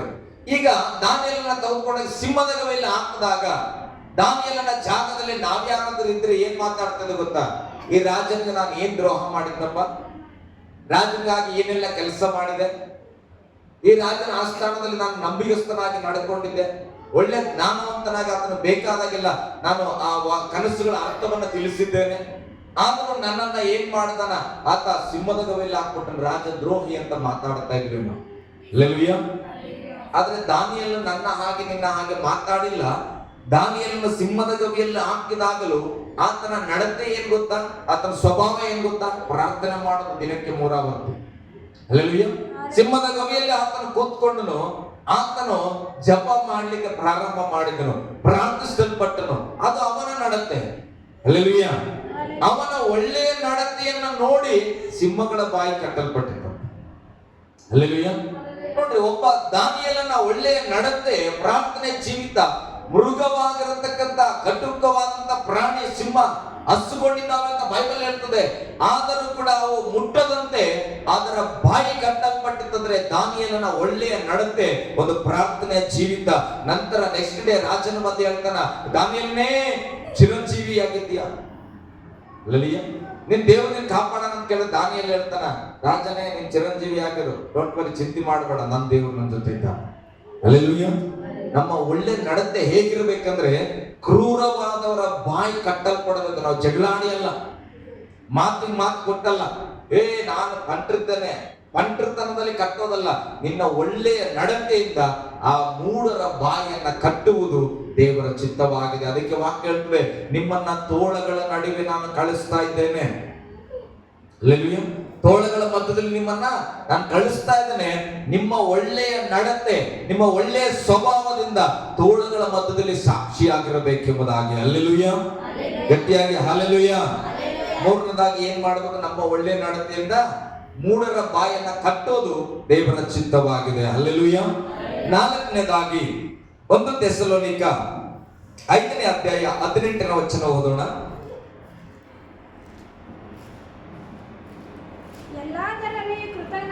ನೋಡ್ರಿ, ಈಗ 3 ಕಾರ್ಯ. ನೀನ್ ರಕ್ಷಣೆ ಹೊಂದಿಕೊಂಡೆ, ಶುದ್ಧವಾಗಿದ್ದೀಯಾ, ನೀನು ಒಳ್ಳೆ ನಡತೆಯನ್ನು ಕೂಡ ಈಗ ಪ್ರೂವ್ ಮಾಡಿಕೊಂಡೆ. ನಿನ್ನ ಒಳ್ಳೆಯ ನಡತೆಯಿಂದ ಮೂಢರ ಬಾಯನ್ನ ಕಟ್ಟಿದೆ, ಒಳ್ಳೆ ಸಾಕ್ಷಿ ನಿನಗೆ ದೊರಕಿತು. ಈಗ ದೇವರ ಚಿತ್ತ ನೆರವೇರಿಸಿದೆ. 1 ರಕ್ಷಣೆ ಹೊಂದಿದ್ದಿ, ಮತ್ತೆ 2ನೇದು ಏನಾಗಿದೆ? ಶುದ್ಧರಾಗಿದ್ದೀರಿ. 3ನೇದು ಏನಾಗಿದೆ? ಒಳ್ಳೆ ನಡವಳಿಕೆ ನಿಮಗಿದೆ. ಇದಾದ ನಂತರ ನಮ್ಮ ಜೀವನದುದ್ದಕ್ಕೂ ಮಾಡಬೇಕಾದ ಒಂದು ದೇವರ ಚಿತ್ತ ಇದೆ. 4ನೇದು, ಅದು ಎಲ್ಲಾ ವಿಷಯದಲ್ಲಿಯೂ ದೇವರಿಗೆ ಕೃತಜ್ಞತೆಯನ್ನ ಸಲ್ಲಿಸಬೇಕು. ಇದು ಓದ್ರಿ, ಕರೆಕ್ಟ್ ಆಗಿ ಓದ್ರಿ, ಸಂಪೂರ್ಣವಾಗಿ ವಚನ. ಎಲ್ಲದರಲ್ಲಿಯೂ ಕೃತಜ್ಞತಾ ಸ್ತುತಿ ಮಾಡಿರಿ, ಇದೇ ನಿಮ್ಮ ವಿಷಯವಾಗಿ ಕ್ರಿಸ್ತ ಯೇಸುವಿನಲ್ಲಿ ತೋರಿ ಬಂದ ದೇವರ ಚಿತ್ತ. ಹಲ್ಲೆಲೂಯಾ. ನಾವು ಒಳ್ಳೆ ನಡವಳಿಕೆ ಇದೆ ಅಂದಮೇಲೆ ಹೆಂಗ್ ಬೇಕಾದ್ರೂ ಬದುಕಬಹುದಾ? ಇಲ್ಲ ಪ್ರಿಯರೇ. ಒಳ್ಳೆ ನಡತೆಗೆ ನಾವು ಬಂದ ಮೇಲೆ ದೇವರು ನನ್ನಿಂದ ನಿನ್ನಿಂದ ಬಯಸ್ತಾ ಇರೋದು, ನೀನೆಲ್ಲ ಜೀವಿತದಲ್ಲಿಯೂ ದೇವರಿಗೆ ಕೃತಜ್ಞತೆಯನ್ನು ಸಲ್ಲಿಸಬೇಕು. ಹಲ್ಲೆಲೂಯಾ. ಬೆಳಿಗ್ಗೆ ಎದ್ದಾಗ ದೇವರೇ ಹೊಸ ದಿನ ಕೊಟ್ಟಿದ್ದಿ, ದೇವರಿಗೆ ಸ್ತೋತ್ರ. ಹಲ್ಲೆಲೂಯಾ. ಕೆಲವರಿಗೆ ಕೃತಜ್ಞತೆ ಅಂದ್ರೆ ಏನ್ ಅನ್ಕೊಂಡಿದ್ದೇವೆ? ಏನಾದ್ರೂ ದೊಡ್ಡ ಅದ್ಭುತ ಆದ್ರೆ ಕೃತಜ್ಞತೆ ಹೇಳಬೇಕು ದೇವರಿಗೆ. ಹಲ್ಲೆಲೂಯಾ. ಏನಾದ್ರೂ ದೊಡ್ಡ ರೋಗ ಗುಣ ಆದ್ರೆ ದೇವರಿಗೆ ಕೃತಜ್ಞತೆನ ಹೇಳಬೇಕು. ಒಂದು ದೊಡ್ಡ ಮನೆಯನ್ನ ಕಟ್ಟಿದ್ರೆ ಒಂದು ಕೃತಜ್ಞತೆ ಕೂಟವನ್ನ ಇಟ್ಟುಕೊಡಬೇಕು. ಹಲ್ಲೆಲೂಯಾ. ಆದ್ರೆ ಬೈಬಲ್ ಹೇಳ್ತದೆ, ಎಲ್ಲದರಲ್ಲಿಯೂ ಕೃತಜ್ಞತೆಯನ್ನ ಸಲ್ಲಿಸಿರು. ಯೋಸೇಫನ ಜೀವಿತ ನೋಡ್ತವೆ. ಆತನ ಕನಸು ಕಂಡನು, ದೇವರಿಗೆ ಕೃತಜ್ಞತೆ ಹೇಳಿದನು, ದೇವರೇ ಇಂಥ ಒಳ್ಳೆ ಆಶೀರ್ವಾದದ ಕನಸು ಕೊಟ್ಟೆ. ಯೋಸೇಫನಿಗೆ ಕನಸು ಕೊಟ್ಟಾಗ ಸಂತೋಷ, ಕೃತಜ್ಞತೆ ಸಲ್ಲಿಸಿದ್ರು. ಯೋಸೇಫನನ್ನ ತೆಗೆದುಕೊಂಡೋಗಿ ಅಣ್ಣಂದ್ರು ಒಡೆದು ಗುಂಡಿಯಲ್ಲಿ ಹಾಕ್ಬಿಟ್ರು. ಹಲ್ಲೆಲೂಯಾ. ಯೋಸೇಫ ಅವಾಗ ಗುಣಗುಟ್ಟಿದ್ರ ದೇವ್ರ ಬಗ್ಗೆ? ಗುಂಡಿಯಲ್ಲಿ ಹಾಕಿದ್ರು ಆತನ ಕೃತಜ್ಞತೆ, ದೇವರೇ ಸ್ತೋತ್ರಪ್ಪ. ಗುಂಡಿಯಿಂದ ಎತ್ತಲ್ಪಟ್ಟನು, ಮಾರಲ್ಪಟ್ಟನು, ಅಲ್ಲಿ ಕೂಡ ಕೃತಜ್ಞತೆ. ಅಲ್ಲಿ ಆ ರಾಜನ ಹೆಂಡತಿ ಆತನ ಮೇಲೆ ಆಪಾದನವರು ಸೆರೆಮನೆಗೆ ಹಾಕಿದ್ರು. ಯೋಸೇಫನ ಏನ್ ಮಾಡಿದನು? ಸೆರೆಮನೆಯಲ್ಲಿ ಹೋದ್ರು ಕೂಡ ದೇವರ ದರ್ಶನವನ್ನ ನೆನಪು ಮಾಡ್ಕೊಂಡು ಆತನ ಕೃತಜ್ಞತೆ ಸಲ್ಲಿಸಿದ್ರು. ಹಾಗಾದ್ರೆ ನಮಗೆ ಏನ್ ಗೊತ್ತಾ? ಒಳ್ಳೇದಾದ್ರೆ, ಅದ್ಭುತ ಅಂದ್ರೆ ಕೃತಜ್ಞತೆ ಹೇಳೋದು ಗೊತ್ತು.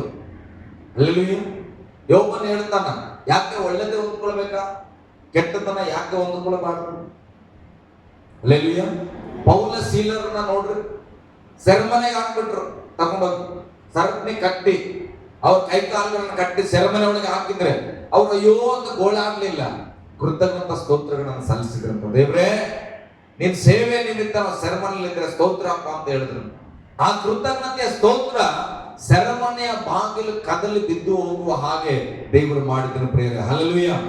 ಅದಕ್ಕೆ ನಮ್ಗೆ ಒಂದು ಚೆನ್ನಾಗಿ ನೆನಪಿರ್ಲಿ, ನಾವು ರಕ್ಷಣೆಯಲ್ಲಿ ಇದ್ದೇವೆ ನಿಜ, ನಾವು ಶುದ್ಧತ್ವದಲ್ಲಿ ಇದ್ದೇವೆ, ನಾವು ನಡವಳಿಕೆ ಚೆನ್ನಾಗಿದೆ, ಅದು ನಮ್ಮ ಜೀವಿತದ ಕೊರತೆ. ದೇವರ ಸ್ತೋತ್ರ ಹೇಳೋದು. ಕೆಲಸಕ್ಕೆ ಹೋಗ್ಬಾರ್ದಪ್ಪ, ದೇವರೇ ಮನೆ ನಾವು ತಲುಪಿದ್ದೇವೆ, ದೇವರ ಸ್ತೋತ್ರ. ನನ್ನ ಮಕ್ಕಳು ಶಾಲೆಗೆ ಹೋಗ್ತಾ ಇದ್ರೆ, ದೇವರೇ ವಾಪಸ್ ಅದ್ಭುತವಾಗಿ ಆರೋಗ್ಯಕರವಾಗಿ ಬರಲಿ, ಸ್ತೋತ್ರ. ನನಗೆ ಯಾವಾಗಲೂ ಒಂದು ಸಂಗತಿ ಬಹಳ ಇಷ್ಟ. ಯೇಸು ಸ್ವಾಮಿ ಆ ಒಂದು ಪ್ರಸಂಗ ಮಾಡಿದ ಮೇಲೆ ಜನರಿಗೆ ಊಟ ಕೊಡಬೇಕಾಗಿ ಬರ್ತದ. ಆ ಸನ್ನಿವೇಶದಲ್ಲಿ 2 ರೊಟ್ಟಿ 5 ಮೀನುಗಳಿರ್ತಾವ. ಯೇಸು ಸ್ವಾಮಿ ಏನ್ ಮಾಡ್ತಾನೆ? ಅದನ್ನ ಮೇಲಿಡಿದು ಒಂದು ಜಪ ಮಾಡ್ತಾನೆ, ದೇವರಿಗೆ ಕೃತಜ್ಞತೆ ಸಲ್ಲಿಸ್ತಾನೆ. ದೇವರೇ, ನನ್ನ ಪ್ರಾರ್ಥನೆ ನೀನು ಕೇಳ್ತೀನಿ. ಪ್ರಾರ್ಥನೆ ಮಾಡಕ್ಕಿಂತ ಮುಂಚೆ ಯೇಸು ಸ್ವಾಮಿ ಏನ್ ಹೇಳ್ತಾನ? ನನ್ನ ಪ್ರೇಯರನ್ನ ನೀನು ಯಾವಾಗಲೂ ಕೇಳ್ತಿ. ಇವತ್ತು ನಾನು ಹೇಳ್ತೇನೆ, ನಮ್ಮ ಜೀವಿತದಲ್ಲಿ ಯಾವತ್ತಾದ್ರೂ ಪ್ರಾರ್ಥಿಸುವಾಗ ಇಂಥ ಕೃತಜ್ಞತೆ ಮನಸ್ಸುಂಟ ನಮಗೆ? ನಾನು ಜಪ ಮಾಡ್ದಾಗ ನನ್ನ ದೇವರು ಹೇಗೂ ಕೊಡ್ತಾನ, ನಿನಗೆ ಸ್ತೋತ್ರಪ್ಪ. ಹಲ್ಲೆಲೂಯಾ. ಗಟ್ಟಿಯಾಗಿ ಹಲ್ಲೆಲೂಯಾ. ನಾವು ಯಾವಾಗಲೂ ಕೃತಜ್ಞತೆ ಹೇಳಬೇಕು. ನಾನು ಮುಂದೆ ನಾನು ನಿಮಗೆ ಕಂಪ್ಲೀಟ್ ಮಾಡ್ತೇನೆ, ಇವತ್ತು ಸಮಯ ಸಾಕಾಗಲ್ಲ. ಕೃತಜ್ಞತೆ ಅನ್ನೋದು ಒಂದು ಆತ್ಮೀಯವಾದ ಆಯುಧ ಅಂತ ಹೇಳ್ರಿ. ಏನಂತ? ಒಂದು ವೆಪನ್ ಅದು. ಕೃತಜ್ಞತ ಸ್ತುತಿ ಅನ್ನುವಂಥದ್ದು ನಮ್ಮ ದೇವರ ಮಕ್ಕಳ ಜೀವಿತದಲ್ಲಿ ಒಂದು ದೊಡ್ಡ ಆಯುಧ ಅದು. ಯಾವ ವ್ಯಕ್ತಿಗೆ ಕೃತಜ್ಞತೆ ಸಲ್ಲಿಸುವ ಮನಸ್ಸಿರ್ತದೋ ಆತನು ಒಂದೊಂದನ್ನ ಜಯಿಸ್ತಾ ಹೋಗುವವನಾಗಿದ್ದಾನೆ. ಯೋಸೇಫನ ಜೀವಿತ ನೋಡುವಾಗ 3 ಗುಂಪು ಬರ್ತದ. ಅಮ್ಮೋನಿಯರು, ಮೋವಾಬ್ಯರು, ಮತ್ತೆ ಇನ್ನೊಬ್ಬರು ಯಾರಿಗಾರ ಗೊತ್ತಾ? ಒಂದು ವಚನ ಓದೋಣ ಬೇಗನೆ, ಅದೊಂದು ವಚನ ಓದೋಣ, ನಾನು ಮುಗಿಸ್ತೇನೆ. 2 ಪೂರ್ವಕಾಲ ವೃತ್ತಾಂತ 21 ಓದ್ರಿ.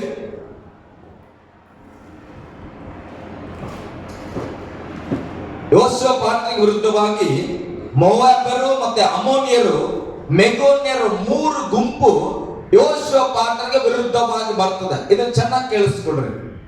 3 ಗುಂಪು ಬರುವಾಗ ಯೋಸೇಫನ ಭಯ ಪಡ್ತಾನೆ. ಕಾರಣ ಏನು?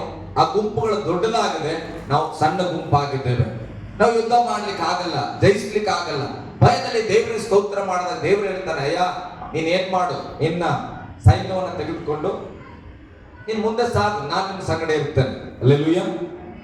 ಗಟ್ಟಿಯಾಗಿ ಹಲ್ಲೆಲೂಯಾ.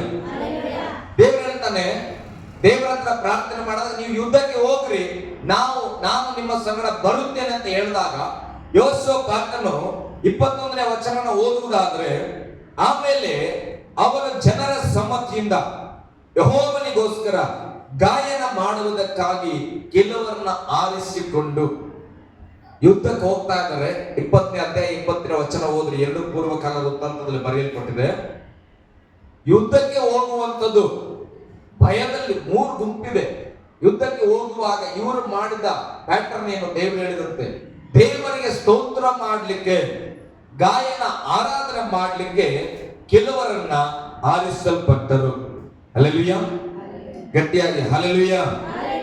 ಓದಿನ ವಚನ ಸಿಕ್ಕಿದ್ರೆ ಆರಿಸಿಕೊಂಡು ಆಮೇಲೆ ಅವನು ಜನರ ಸಮ್ಮತಿಯಿಂದ ಯೆಹೋವನಿಗೋಸ್ಕರ ಗಾಯನ ಮಾಡುವುದಕ್ಕಾಗಿ ಕೆಲವರನ್ನು ಆರಿಸಿಕೊಂಡು ಅವರಿಗೆ ಪರಿಶುದ್ಧವೆಂಬ ಭೂಷಣದೊಡನೆ ಭಟರ ಮುಂದೆ ಹೋಗುತ್ತಾ ಯೆಹೋವನಿಗೆ ಇರಲಿ. ಯಾವ ಸ್ತುತಿ ಮಾಡಬೇಕು? ಕೃತಜ್ಞತಾ ಸ್ತುತಿ. ನಾವೇನ್ ಅನ್ಕೊಂಡಿವಿ? ಕೃತಜ್ಞತಾ ಸ್ತುತಿ ಅಂದ್ರೆ ನಾರ್ಮಲ್ ಡೆಲಿವರಿ ಆಗಿ ಗಂಡು ಮಗು ಬಂದಿದ್ರೆ ಒಂದು ಸ್ತೋತ್ರ ಇಟ್ಕೊಳ್ತೇವೆ, ಕೃತಜ್ಞತೆ. ಅಪ್ಪ ಗಂಡು ಮಗು ಕೊಟ್ಟಿ ಸ್ತೋತ್ರ. ಹಲ್ಲೆಲೂಯಾ. ಹಾಗಾದ್ರೆ ಇಲ್ಲಿ ಆ ರೀತಿ ಆದ್ರೆ ಇವ್ರು ಯುದ್ಧಕ್ಕೆ ಹೋಗಕ್ಕೆ ಪ್ರಾರಂಭ ಮಾಡ್ಯಾರ, ಒಂದು ಗುಂಪು ಆರಿಸ್ಯಾರ ದೇವರನ್ನ ಆರಾಧನೆ ಮಾಡ್ಲಿಕ್ಕೆ. ಇವ್ರು ಏನ್ ಮಾಡ್ತಾ ಇದಾರೆ ಇಲ್ಲಿ ಬೈಬಲ್ ಹೇಳ್ತದೆ, ಕೃತಜ್ಞತಾ ಸ್ತುತಿ ಮಾಡ್ರಿ.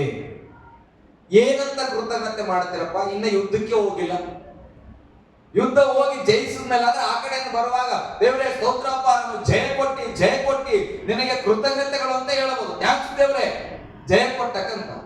ಆದ್ರೆ ಇಲ್ಲಿ ವಾಕ್ಯ ಹೇಳ್ತದೆ, ಹೋಗುವಾಗಲೇ ಅವರು ಕೃತಜ್ಞತಾ ಸ್ತುತಿ ಮಾಡ್ತಾ ಇದಾರಂತ. ದೇವರ ಮೇಲಿರುವ ವಿಶ್ವಾಸವನ್ನ ತೋರಿಸ್ತದೆ. ದೇವರು ನಮ್ಮ ಸಂಗಡ ಇದ್ದಾನೆ. ನಾವು ಯುದ್ಧಕ್ಕೆ ಹೋಗ್ತಾ ಇದ್ದೇವೆ ಅಂದ್ರೆ ನಾವು ಸೋಲನ್ನ ಹೊಂದಿಕೊಂಡು ಬರಲ್ಲ, ನಾವು ಜಯಿಸೇ ಬರ್ತೇವೆ. ಹಲ್ಲೆಲೂಯಾ, ಗಟ್ಟಿಯಾಗಿ ಹಲ್ಲೆಲೂಯಾ.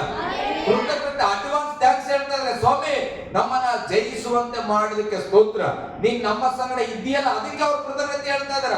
ಗೆಲುವು ಸೋಲು ಆಮೇಲೆ, ಆದ್ರೆ ದೇವರು ನಮ್ಮ ಜೊತೆ ಬರ್ತಾ ಇದ್ದಾನೆ, ಅದಕ್ಕೆ ನಾವು ಕೃತಜ್ಞತೆ ಉಳ್ಳವರು. ನಾನು ಹೇಳ್ತೇನೆ, ಕೆಲವು ಕಡೆ ನನಗೆ ಕೇಳಿದ್ದಾರೆ ಬಸ್ನಲ್ಲಿ ಕುತ್ಕೊಳ್ಳುವಾಗ, ಇಷ್ಟೆಲ್ಲ ಸೇವೆ ಮಾಡ್ತಿರಲ್ಲ, ನಾನು ಕಂಪ್ರಂದಲ್ಲಿ ಕೂಡ ಧೈರ್ಯವಾಗಿ ಹೇಳ್ತಾ ಇದ್ದೇನೆ, ಅಷ್ಟೇ ಇಷ್ಟೆಲ್ಲ ಸೇವೆ ಮಾಡ್ತೀರಿ, ಹೆಂಗೆಲ್ಲ ಮಾಡ್ತೀರಿ, ನಿಮ್ಗೆ ಒಂದು ಮಗು ಕೊಡ್ಬೇಕಿತ್ರಿ ದೇವ್ರು, ಅದನ್ನು ದುಃಖ ಪಡಲ್ವಾ, ಹೆಂಗೆ ಸೇವೆ ಮಾಡ್ತೀರಿ?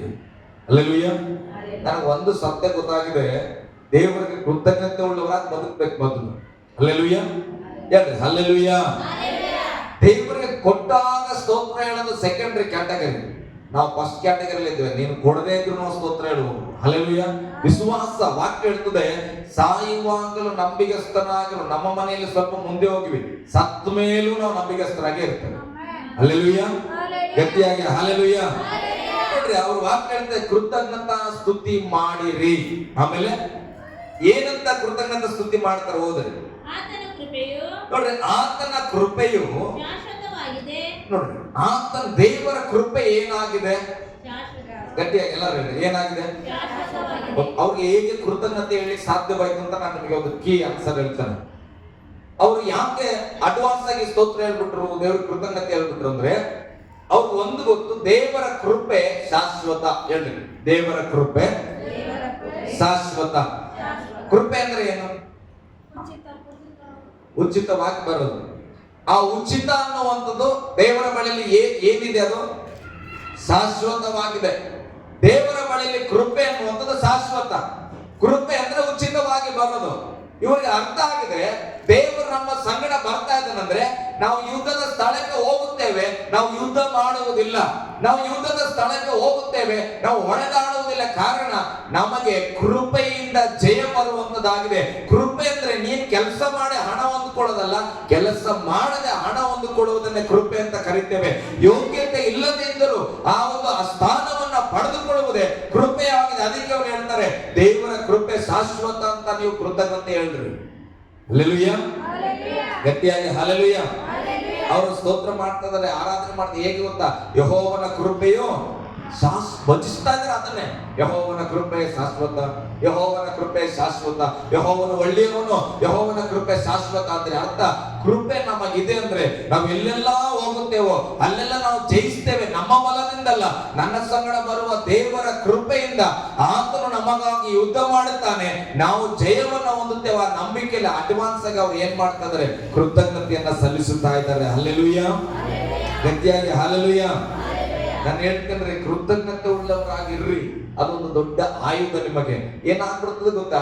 ಈಗ ನನ್ನ ಹತ್ರ ಬರಕ್ಕಿಂತ ಮುಂಚೆನೆ ಅಲ್ಲಿ ಹೋಗಿ, ಈಗ ದಿನಕರ್ ತಮ್ಮನ ಹತ್ರ ನಾನು ಹೆಂಡತಿ ಮಾತಾಡಿದ್ರು, ದಿನಕರ್ ನನಗೆ ಚೆನ್ನಾಗಿ ಗೊತ್ತು, ನಮ್ಮ ಯಜಮಾನ ಇವತ್ತು ಏನ್ ಮಾಡ್ತಾನೆ, ಬೆಳಕಿನ ಬಗ್ಗೆ ಚಂದದ ಒಂದು ಒಳ್ಳೆ ಸೀರೆ ತಂದ್ಕೊಡ್ತಾನೆ. ಆತನಂತ ಗಂಡ ಯಾರಿಗೂ ಸಿಗಂಗಿಲ್ಲ ಅಂತ ಹೇಳಿ. ಈಗ ಅದು ನಾನು ಕಿವಿಗೆ ಬಿದ್ದಿದೆ. ಹೆಂಗ ಅನಿಸ್ತದೆ ನನ್ನ ಮನಸ್ಸು? ಆಕೆ ನನಗೆ ಕೇಳಿಲ್ಲ, ನಾನು ಕೊಡಿಸ್ತೀನಿ ಅಂತ ಹೇಳಿಲ್ಲ, ಆದ್ರೆ ಯಾಕೆ ನನ್ನ ಮೇಲೆ ಎಂತ ಭರವಸೆ ಇಟ್ಟಳ? ನನ್ನ ಗಂಡ ಹೇಗೂ ನನ್ ಕೊಡ್ತಾನೆ, ನನಗೆ ವಿಶ್ವಾಸ. ಅವಾಗ ನನ್ನ ಮನಸ್ಸು ಏನಿಸ್ತದೆ ಗೊತ್ತಾ? ಅಯ್ಯೋ ಯಪ್ಪ, ಇಷ್ಟೊಂದು ನಂಬಿಕೆ ಇಟ್ಕೊಂಡಲ್ಲ ಅಂತ ಹೇಳಿ ಆದ್ರೂ ಕೂಡ ಏನ್ ಮಾಡ್ತಾನೆ, ಕಷ್ಟನ ಸುಖನ ನಾನು ಆಕಿ ತಂದ್ಕೊಡ್ಬೇಕಂತ ನನ್ನ ಮನಸ್ಸು ಅನಿಸ್ತದೆ. ನಿಮ್ದು ನನಗೆ ಗೊತ್ತಿಲ್ಲ. ಹಲ್ಲೆಲೂಯಾ. ನನ್ನ ಕೇಳದೆ ನನ್ನ ಮೇಲೆ ಎಷ್ಟು ಭರವಸೆ ಇಟ್ಟಾಳಂದ್ರೆ ನಾನು ಹೇಗಾದ್ರೂ ಮಾಡೋದನ್ನು ಕೊಡ್ಬೇಕನ್ನಿಸ್ತದೆ. ಬೈಬಲ್ ಹೇಳ್ತದೆ, ನಿಮಗೆ ಕಣ್ಣಿಗೆ ಕಾಣೋ ಶಾರೀರಿಕವಾದ ತಂದೆಯೇ ಬ್ರೆಡ್ ಕೇಳಿದ್ರೆ ಕಲ್ಲು ಕೊಡ್ತಾನ? ಇಲ್ಲ, ಬ್ರೆಡ್ ಅಲ್ಲೇ ಕೊಡ್ತಾನ. ಹಾಗಾದ್ರೆ ದೇವರು ಅದಕ್ಕಿಂತ ಉನ್ನತವಾದದನ್ನು ಕೊಡುವನು. ಅಂತ ದೇವರ ಬಗ್ಗೆ ನೀನು ನೀನು ಕಷ್ಟ ಅದಲ್ಲ, ಇರ್ಲಿ ಬಿಡ್ರಿ ನಮ್ ದೇವರನ್ನ ಎಲ್ಲ ನೋಡ್ಕೋತಾನ ಅಂತ ಹೇಳಿದ್ರೆ ದೇವ್ರಿಗೆ ಹೇಗೆ ಅನಿಸ್ಬೋದು? ನನ್ನ ಮಗಳು ಆಕೆಯ ಜವಾಬ್ದಾರಿನಲ್ಲಿ ನನ್ನ ಮೇಲೆ ಭರವಸೆ ಇಟ್ಟಾಳ, ಆಕೆ ಪರಿಸ್ಥಿತಿಗೆ ಆಕೆ ಭಯ ಪಡ್ತಾಳೆ. ಏನಂತ? ನಾನ್ ದೇವ್ರಾನ ಬಿಡ್ರಿ ನೋಡ್ಕೋತಾನ, ನಾನ್ ದೇವ್ರು ನಡೆಸ್ತಾನ ಬಿಡ್ರಿ. ಇದನ್ನ ಹೇಳುವಾಗ ನಾವು ದೇವರಿಗೆ ಅಪ್ಲಿಕೇಶನ್ ಹಾಕಿದಾಗ ದೇವರಿಗೆ ಅರ್ಥ ಆಗ್ತದೆ, ಓ ಹಾಗಾದ್ರೆ ಈಕೆಯನ್ನ ನಾನು ನೋಡ್ಕೊಂಡಿಲ್ಲ ಅಂದ್ರೆ ನನ್ನ ಘನತೆ ಕಡಿಮೆ ಆಗ್ತದೆ. ಅಲ್ಲೆಲೂಯ. ಯಾಕೆ ಆಕೆ ಯಾರ ಹೆಸರಲ್ಲಿ ಆಕೆ ಅಪ್ಲಿಕೇಶನ್ ಆಗ್ತದಲ್ಲ, ಯಾರ ಹತ್ರ ಮಾತಾಡ್ತಿದ್ದಾರೆ? ನನ್ನ ದೇವ್ರು ಇದ್ದಾನ್ರಿ, ನನ್ನ ದೇವ್ರ ಕೃಪೆ ನನಗಿದೆ. ಅದಕ್ಕೆ ವಾಕ್ಯ ಹೇಳ್ತದೆ, ಆತನ ಕೃಪೆಯು ಶಾಶ್ವತ ಪ್ರಿಯರ, ಮುಗಿದೋಗೋದಲ್ಲ ಅದು ದೇವರ ಕೃಪೆ. ಪಕ್ಕದಲ್ಲಿದ್ರು ಕೈ ಕೊಟ್ಟು ದೇವರ ಕೃಪೆ ಶಾಶ್ವತವಾದದ್ದು. ಓಕೆ, ಹಾಗಾದ್ರೆ ನಾವು ಯಾವಾಗೆಲ್ಲ ಕೃತಜ್ಞತೆ ಹೇಳಬೇಕು ಕೇಳ್ರಿ? ಯಾವಾಗೆಲ್ಲ ಕೃತಜ್ಞತೆಯನ್ನು ಹೇಳಬೇಕು. ಹಲ್ಲೆಲೂಯಾ. ಒಂದು ವಚನ ಓದೋಣ. ಹಬಕ್ಕುಕ, ಹಳೆ ಒಡಂಬಡಿಕೆಯಲ್ಲಿ ಹಬಕ್ಕುಕ 3ನೇ ಅಧ್ಯಾಯ. ಕೃತಜ್ಞತೆ ಹೇಳೋದಂದ್ರೆ ಸಾಮಾನ್ಯವಾಗಿ ಬರೀ ಬ್ಲೆಸ್ಸಿಂಗ್ಸ್ ಆದಾಗ ಮಾತ್ರ ಅಲ್ಲ, ಸಂತೋಷವಾಗಿದ್ದಾಗ ಮಾತ್ರ ಅಲ್ಲ. ನನಗೆ ಅನೇಕ ಕೊರತೆಯಲ್ಲಿದ್ರು ನಾನು ಸ್ತೋತ್ರ ಮಾಡ್ತೇನೆ, ನಾನು ಸೇವೆ ಮಾಡ್ತೇನೆ. ಕಾರಣ ದೇವರ ಚಿತ್ತ ನನಗೆ ಅರ್ಥ ಆಗಿದೆ. ದೇವರ ಚಿತ್ತ ಏನ್ ಗೊತ್ತಾ? ನನ್ನ ನಂಬಿರುವಂತ ನನ್ನ ಮಗ ಅರಸು ಆತನ ಜೀವಿತದಲ್ಲಿ ಎಲ್ಲದಕ್ಕೂ ನನಗೆ ಕೃತಜ್ಞತೆ ಸಲ್ಲಿಸಬೇಕು, ಕೃತಜ್ಞತೆ ಸ್ತೋತ್ರ ಹೇಳಬೇಕಂತ ನನ್ನ ದೇವರು ಬಯಸ್ತಾನೆ. ಹಾಗಾದ್ರೆ ನಾನು ಎಂತ ಸಮಯದಲ್ಲೆಲ್ಲ ಕೃತಜ್ಞತೆ ಹೇಳಬೇಕಂತ ವಾಕ್ಯ ನನಗೆ ಕಲಿಸಿದೆ ಅಂದ್ರೆ ಹಬಕ್ಕೂಕನ ಪುಸ್ತಕದಲ್ಲಿ 3ನೇ ಅಧ್ಯಾಯ 17ನೇ ವಚನ ಓದ್ರಿ. ನೋಡಿ, ಗಮನ ಇಟ್ಟು ಕೇಳಿಸ್ಕೊಡ್ರಿ. ಆಹಾ, ಅಂಜೂರವು ಚಿಗುರದೆ ಇದ್ದರು, ದ್ರಾಕ್ಷಾಲತೆಗಳಲ್ಲಿ ಹಣ್ಣು ಸಿಕ್ಕದೇ ಇದ್ದರು, ದ್ರಾಕ್ಷಾಲತೆಯಲ್ಲಿ ಹಣ್ಣು ಸಿಕ್ಕದೇ ಇದ್ದರು, ಎಣ್ಣೆ ಮರಗಳ ಉತ್ಪತ್ತಿಯು ಶೂನ್ಯವಾದರು, ಎಣ್ಣೆ ಮರದಲ್ಲಿ ಉತ್ಪತ್ತಿಯು ಶೂನ್ಯವಾದರು, ಹೊಲ ಗದ್ದೆಗಳು ಆಹಾರವನ್ನು ಕೊಡದೆ ಹೋದರು, ಹೊಲ ಗದ್ದೆಗಳು ಆಹಾರ ಕೊಡದೆ ಹೋದರು. ಅಲ್ಲೆಲೂಯಾ. ಇರ್ಲಿ, ಗಮನಿಸ್ತೀನಿ. ಯಾವಾಗ ಯಾವಾಗ ಕೃತಜ್ಞತೆ ಮಾಡ್ತೇವೆ? ಒಂದ್ ಮಾವಿನ ಗಿಡ ಇತ್ತಂತ ಇಟ್ಕೊಂಡು ಚೆನ್ನಾಗಿ ಫಲ ಬಿಟ್ಬಿಟ್ರೆ ಒಂದ್ 10 ಮಾವಿನಕಾಯಿ ತಗೊಂಡು ದೇವ್ರಿಗೆ ಕೃತಜ್ಞತೆ ಹೇಳ್ತಾರೆ. ಅಲ್ಲೆಲೂಯಾ. ದ್ರಾಕ್ಷಿ ತೋಟ ಇತ್ತಂತ ಇಟ್ಕೊಂಡು ಹೆಚ್ಚಾದ ದ್ರಾಕ್ಷಿ ಬಳ್ಳಿಗಳು ಬೆಳೆದು ರಾಶಿ ರಾಶಿ ನಾವು ಮಾರಾಟ ಮಾಡ್ಕೊಂಡ್ ಬಂದ್ರೆ ದೇವ್ರಿಗೆ ಕೃತಜ್ಞತೆ, ಥ್ಯಾಂಕ್ಸ್ ದೇವ್ರೆ, ಎಂತ ಬೆಳೆ ಕೊಟ್ಟಪ್ಪ ಅಂತ ಹೇಳ್ತೇವೆ. ಆದ್ರೆ ಇಲ್ಲಿ ಒಬ್ಬ ಪ್ರವಾದಿ ಹೇಳ್ತಾ ಇದ್ದಾನೆ, ಆಹಾ, ಅಂಜೂರವು ಚಿಗುರದೆ ಇದ್ದರು. ಅಂಜೂರದ ಮರ ಹಾಕಿ ಅದು ಚಿಗುರೇ ಇಲ್ಲ. ದ್ರಾಕ್ಷಾಲತೆಗಳಲ್ಲಿ ಹಣ್ಣು ಸಿಕ್ಕದೆ ಹೋದರು, ಎಣ್ಣೆ ಮರಗಳ ಉತ್ಪತ್ತಿಯು ಶೂನ್ಯವಾಗಿದೆ, ಏನೂ ಇಲ್ಲ, ಒಂದು ಸ್ವಲ್ಪ ಉತ್ಪತ್ತಿ ಆಗಿಲ್ಲ. ಹೊಲ ಗದ್ದೆಗಳಲ್ಲಿ ಆಹಾರ ಇಲ್ಲದೆ ಹೋದರು, ಹಿಂಡು ಹಟ್ಟಿಯೊಳಗಿಂದ ನಾಶವಾದರು, ಮಂದೆಯು ಕೊಟ್ಟಿಗೆಯೊಳಗೆ ಇಲ್ಲದಿದ್ದರು. ಅಂದ್ರೆ ಕುರಿ ದನ ಮೇಕೆಗಳು ಒಂದು ಇಲ್ಲ ಮನೆಯಲ್ಲಿ, ಬೆಳೆ ಬರ್ತಾ ಇಲ್ಲ, ದ್ರಾಕ್ಷಾಲತೆಯಲ್ಲಿ ಹಣ್ಣುಗಳು ಕಾಣಿಸ್ತಾ ಇಲ್ಲ. ಇದೆಲ್ಲವನ್ನು ಓದುವಾಗ ಏನು ಸೂಚಿಸ್ತದೆ? ಕೊರತೆಯಲ್ಲಿದ್ದಾನ ಒಬ್ಬ ಮನುಷ್ಯ, ಕೈಯಾಗ ಕೆಲಸ ಎಲ್ಲ ಬೇಲಾಗ್ಬಿಟ್ಟದ, ಸಮಾಧಾನ ಇಲ್ಲದ ಪರಿಸ್ಥಿತಿ. ಆದರೆ ಆತನ ಹೇಳ್ತಾನೆ, ಏನೂ ಇಲ್ಲದೆ ಹೋದರೂ 18ನೇ ವಚನ ಹೋದ್ರಿ. ನಾನು ಯೆಹೋವನಲ್ಲೇ ಉಲ್ಲಾಸಿಸುವೆನು. ಸ್ತೋತ್ರ.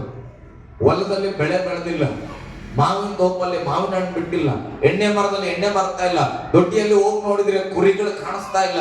ಆದ್ರೆ ಆತನ ಹೇಳ್ತಾನೆ, ನನ್ನ ದೇವರಲ್ಲಿ ನಾನು ಸಂತೋಷ ಪಡ್ತೇನೆ. ಅಲ್ಲೆಲೂಯಾ. ಇಷ್ಟು ಕೃತಜ್ಞತೆ ಉಳ್ಳ ಮನಸ್ಸು ನಮಗುಂಟ?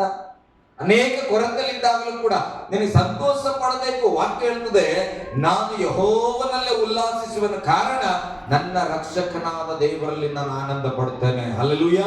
ಇಂಗ್ಲಿಷ್ ಬೈಬಲ್ ಹೇಳ್ತದೆ, ಐ ವಿಲ್ ರಿಜಾಯ್ಸ್. ನಾನು ಯಾವಾಗಲೂ ನಾನು ತಿರುಗಿ ಏನ್ ಮಾಡ್ತೇನೆ? ನನ್ನ ದೇವರಲ್ಲಿ ಸಂತೋಷ ಪಡ್ತೇನೆ, ಕಾರಣ ಆತನು ನನ್ನನ್ನು ರಕ್ಷಿಸಿದ್ದಾನೆ. ಹಲ್ಲೆಲೂಯಾ.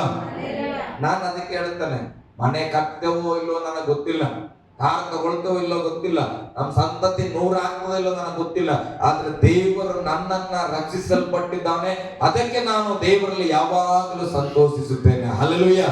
ನನ್ನನ್ನ ದೇವರು ತನ್ನ ಮಗನಾಗಿ ಮಾಡಿಕೊಂಡಿದ್ದಾನೆ.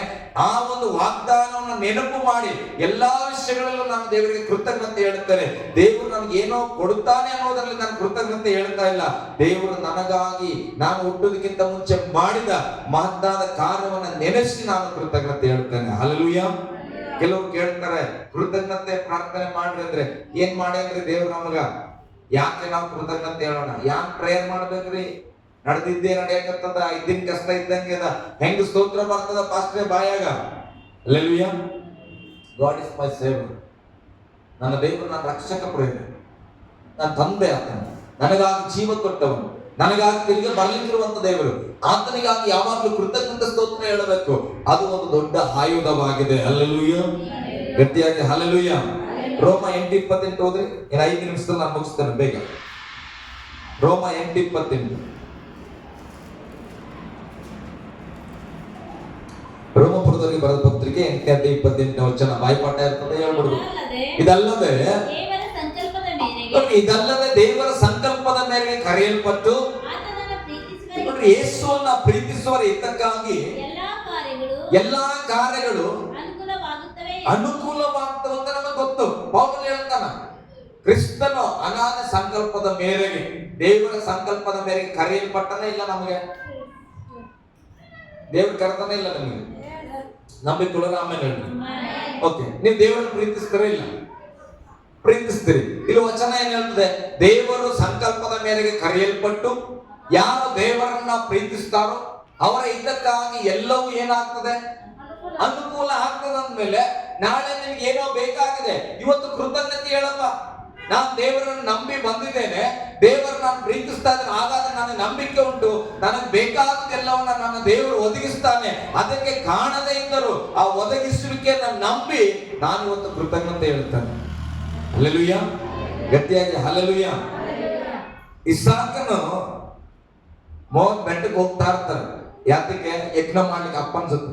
ಇಸಾಕನ್ ಕೇಳ್ತಾನ ಒಂದು ಪ್ರಶ್ನೆ, ಅಪ್ಪ ಇಲ್ಲೆಲ್ಲ ಬೇಕಾದ ಯಜ್ಞಕ್ಕೆ ಬೇಕಾದ ಕಟ್ಟಿಗೆ ಇದೆ ಅಲ್ಲ, ಬೆಂಕಿ ಇದೆ, ಮಚ್ಚಿದೆ, ಎಲ್ಲ ಇದೆ, ಇದಕ್ಕೆ ಬೇಕಾದ ಕುರಿ ಇಲ್ಲಿ. ಹಲ್ಲೆಲೂಯಾ. ಕುರಿ ಇಲ್ಲಿ ಅಂದ್ರೆ ಅವ್ರ ಅಪ್ಪ ಹೇಳ್ತಾನ, ಅಬ್ರಾಮ ಏನಂತ? ದೇವರು ಒದಗಿಸ್ತಾನ. ನನಗೆ ಬಹಳ ಇಷ್ಟ ಆಯ್ತು. ಅದನ್ನ ಅಲ್ಲೇ ನಿಂತು ಮತ್ತೆ ಕಳೆದ ವಾರ ನಾನು ಓದಿದ್ದೇನೆ. ನಾನು ಶಿವ ಹತ್ರ ಮಾತಾಡ್ತಿದ್ದೆ, ಮುಂದೆ ಮಾತಾಡ್ತೇನೆ ಇಸಾಕನ ಬಗ್ಗೆ. ನಾನು ಧ್ಯಾನ ಮಾಡ್ತಾ ಇದ್ದೆ, ಅಧ್ಯಾಯ ಬಿಟ್ಟು ಮುಂದೆ ಹೋಗಿಲ್ಲ. ಓದ್ತಾ ಇದ್ದೆ ದೇವ್ರೆ, ಇದ್ರಲ್ಲಿ ಅಬ್ರಾಮ್ ಗ್ರೇಟಾ ಇಸಾಕ್ ಗ್ರೇಟಾ, ಅಬ್ರಾಮ್ ಗ್ರೇಟಾ ಇಸಾಕ್ ಗ್ರೇಟಾ ಅಂತ. ಅವಾಗ ನನ್ನ ಹೃದಯಕ್ಕೆ ದೇವ್ರು ಹಾಕಿದ್ದು ಅಬ್ರಾಮ್ನಿಂದ ಇಸಾಕ್ ಗ್ರೇಟ್ ಅಂತ. ಹಲ್ಲೆಲೂಯಾ, ಗಟ್ಟಿಯಾಗಿ ಹಲ್ಲೆಲೂಯಾ. ನಿಮ್ಮ ಪ್ರಶ್ನೆಯಲ್ಲಿ ಇದು ತಲೆಯಲ್ಲಿ ಇರ್ಲಿ, ನೀವು ಕೂಡ ಬೈಬಲ್ ಓದ್ರಿ. ನನಗೆ ದೇವ್ರು ಹಾಕಿದ್ದು ಅಬ್ರಾಮನ್ ಗ್ರೇಟ್, ಆದ್ರೆ ಇಸಾಕನ್ ಡಬಲ್ ಗ್ರೇಟ್. ಕಾರಣ ಅಬ್ರಾಮನೊಟ್ಟಿಗೆ ದೇವ್ರು ಮಾತಾಡೋಣ, ನಾನು ನಿನ್ನನ್ನು ಏನ್ ಮಾಡ್ತೇನೆ, ಅನೇಕ ತಲೆಮಾರುಗಳಿಗೆ ತಂದೆಯಾಗಿ ಮಾಡ್ತೇನೆ, ನಿನ್ನ ಆಶೀರ್ವದಿಸ್ತೇನೆ ಅಂತ ಖುದ್ದಾಗಿ ಮಾತಾಡೋಣ. ಇಸಾಕನಿಗೆ ಇವೆಲ್ಲ ಸಂಗತಿ ಗೊತ್ತಿಲ್ಲ. ಆದ್ರೆ ಅಪ್ಪ ಏನ್ ಹೇಳೋಣ ಅದನ್ನ ಒಂದಷ್ಟು ಕೇಳೋಣ, ಅಪ್ಪ ಏನ್ ಮಾಡ್ತಾನೆ ಅದೊಂದಷ್ಟು ನೋಡೋಣ. ಆದ್ರೆ ಈಗ ಹೋಗ್ತಾ ಇದ್ರೆ ಅವ್ನಿಗೆ ಗೊತ್ತು, ಸಣ್ಣವೈದ್ದಾಗಿಂದ ನೋಡೋಣ, ಯಜ್ಞ ಮಾಡ್ಲಿಕ್ಕೆ ಕುರಿ ಬೇಕು. ಆದ್ರೆ ಈಗ ಕುರಿ ಕಾಣಿಸ್ತಾ ಇಲ್ಲ. ಅದಕ್ಕೆ ಕೇಳಿದ್ರು, ಅಪ್ಪ ಯಜ್ಞಕ್ಕೆ ಕುರಿ ಇಲ್ಲ ಅಂದ್ರೆ ದೇವ್ರು ಒದಗಿಸ್ತಾನ ಅಂತ ಹೇಳಿದ್ರು. ಆ ಹುಡುಗ ಹಾಗಾದ್ರೆ ಅಪ್ಪ ಸುಮ್ಮನೆ ಹೇಳೇನೋ ಸತ್ಯವಾಗಿ ಹೇಳೋಣ ಅದು ಆಮೇಲೆ. ಆದ್ರೆ ಆ ಹುಡುಗ, ಓ ನನ್ನ ದೇವ್ರು ಒದಗಿಸ್ತಾನ, ನಮ್ಮ ಅಪ್ಪನ ದೇವ್ರು ಅಂತೇಳಿ ನಂಬಿಕೆಯಿಂದ ಬೆಟ್ಟೆ ಇರ್ತಾನೆ. ಹಲ್ಲೆಲೂಯಾ. ಇವತ್ತು ಮಕ್ಕಳನ್ನ ಕರ್ಕೊಂಡ್ ಬರ್ತಿಲ್ಲ ಸಭೆಗೆ, ಫೀಸ್ಗೆ ಬಾಯಿ ಬಡಿತಾ ಇರ್ಕೊಂಡ್ ಇಟ್ಕೊಡು. ಬಾ ಫಸ್ಟ್ ಚರ್ಚಿಗೆ ಹೋಗ್ಬಾರ, ದೇವ್ರು ಕೊಡ್ತಾನಂದ್ರ ನೀವು ಹೋಗ್ಬಾ ಅಂತ ಮಕ್ಳು. ನೀವು ಹೋಗ್ಬಾರ, ಚರ್ಚಾಗ ಪಾಸ್ಟರ್ ಕೊಡ್ತಾನ. ಯಾಕೆ ಹೆಂಗಂತವ? ಮಕ್ಕಳಿಗೆ ನಾವು ಹೇಳೇ ಕೊಟ್ಟಿಲ್ಲ, ದೇವ್ರು ಎಂತವನಂತ ಅವ್ರು ಗೊತ್ತಿಲ್ಲ. ದೇವ್ರು ನಿಮ್ಮನ್ನ ಹೆಂಗೆ ಆಶೀರ್ವಾದ ಮಾಡೋಣ ಗೊತ್ತಿಲ್ಲ, ನಿಮ್ ಕಷ್ಟಗಳನ್ನ ಹೇಗೆ ತೀರಿಸ್ತಾನೆ ಅಂತ ಮಕ್ಕಳು ನೀವು ಹೇಳಿಲ್ಲ. ಆದ್ರೆ ಈಗ ನಾವು ಚರ್ಚಿಗೆ ಕರಿತೇವೆ, ಅದಕ್ಕೆ ಮಕ್ಳು ಏನ್ ಮಾಡ್ತಾವ, ಚರ್ಚಿಗೆ ಹೋದ್ರೆ ಏನ್ ಸಿಗ್ತದ? ಸುಮ್ಮನೆ ಭಾಷಣ ಬಿಗಿತಾವ. ಹಲ್ಲೆಲೂಯಾ, ಗಟ್ಟಿಯಾಗಿ ಹಲ್ಲೆಲೂಯಾ. ಒದಗಿಸುವ ಬಗ್ಗೆ ಯಾರಿಗೆ ನಂಬಿಕೆ ಇರ್ತಾರೆ ಅಡ್ವಾನ್ಸ್ ಆಗಿ ಸ್ತೋತ್ರ. ನಾನು ದೇವ್ರು ಕೊಟ್ಟೆ ಕೊಡ್ತಾನ ಅಂತ ನಂಬಿಕೆ ಇದ್ರೆ ಅಡ್ವಾನ್ಸ್ ಆಗಿ ಆತನ ಸ್ತೋತ್ರ ಮಾಡ್ಲಿಕ್ಕೆ ಪ್ರಾರಂಭ ಮಾಡ್ತಾನೆ. ಅದೇ ಬೈಬಲ್ ಹೇಳ್ತದೆ, ಕೃತಜ್ಞತೆ ಒಂದು ದೊಡ್ಡ ಆಯುಧ. ಆ ಆಯುಧ ಯಾವಾಗ? ಜಯದ ಆಯುಧವಾಗಿದೆ. ಯಾವಾಗ ದೇವರೇ, ಅದಕ್ಕೆ ನಾನು ಚಿನ್ನಮಟ್ಟಿಗೆ ಹೇಳ್ತಾ ಇದ್ದೆ, ಆಂಟಿ ಹೋಗ್ರಿ, ನೀವು ಏನ್ ಮಾಡ್ರಿ, ಆ ಖಾಲಿ ಸ್ಥಳದಲ್ಲಿ ಏನ್ ಮಾಡ್ರಿ, ಮನೆ ಕಟ್ಟಿ ಒಂದು ಜಪ ಮಾಡಿ. ಹಲ್ಲೆಲೂಯಾ.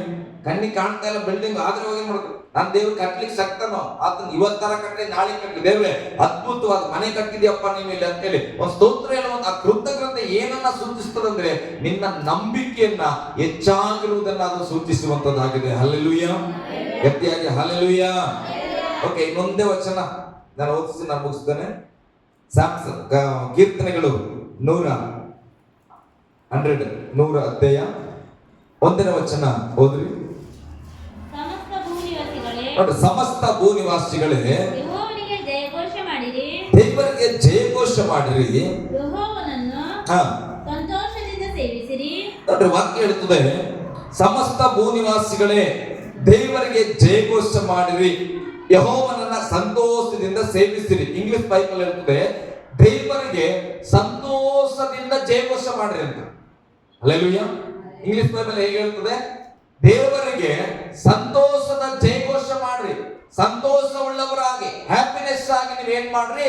ಜಯಘೋಷವನ್ನ ಮಾಡಿರಿ. ಆಮೇಲೆ ಉತ್ಸಾಹ ಧ್ವನಿಯನ್ನು ಮಾಡುತ್ತಾ ಆತನ ಸನ್ನಿಧಿಗೆ ಬನ್ನಿರಿ. ಯೆಹೋವನೇ ದೇವರೆಂದು ತಿಳಿದುಕೊಳ್ಳಿರಿ. 4ನೇ ವಚನದ ಹಾಗೆ ಬನ್ನಿ ಸ್ತುತಿಯೊಡನೆ ನೋಡ್ರಿ, ಕೃತಜ್ಞತಾ ಸ್ತುತಿಯೊಡನೆ ಆತನ ಮಂದಿರ ದ್ವಾರಗಳಿಗೂ ನೋಡ್ರಿ, ಉತ್ಸಾಹ ಧ್ವನಿ ಮಾಡುತ್ತಾ ಆತನ ಸನ್ನಿಧಿಗೆ ಬನ್ನಿರಿ. 2ನೇ ವಚನ.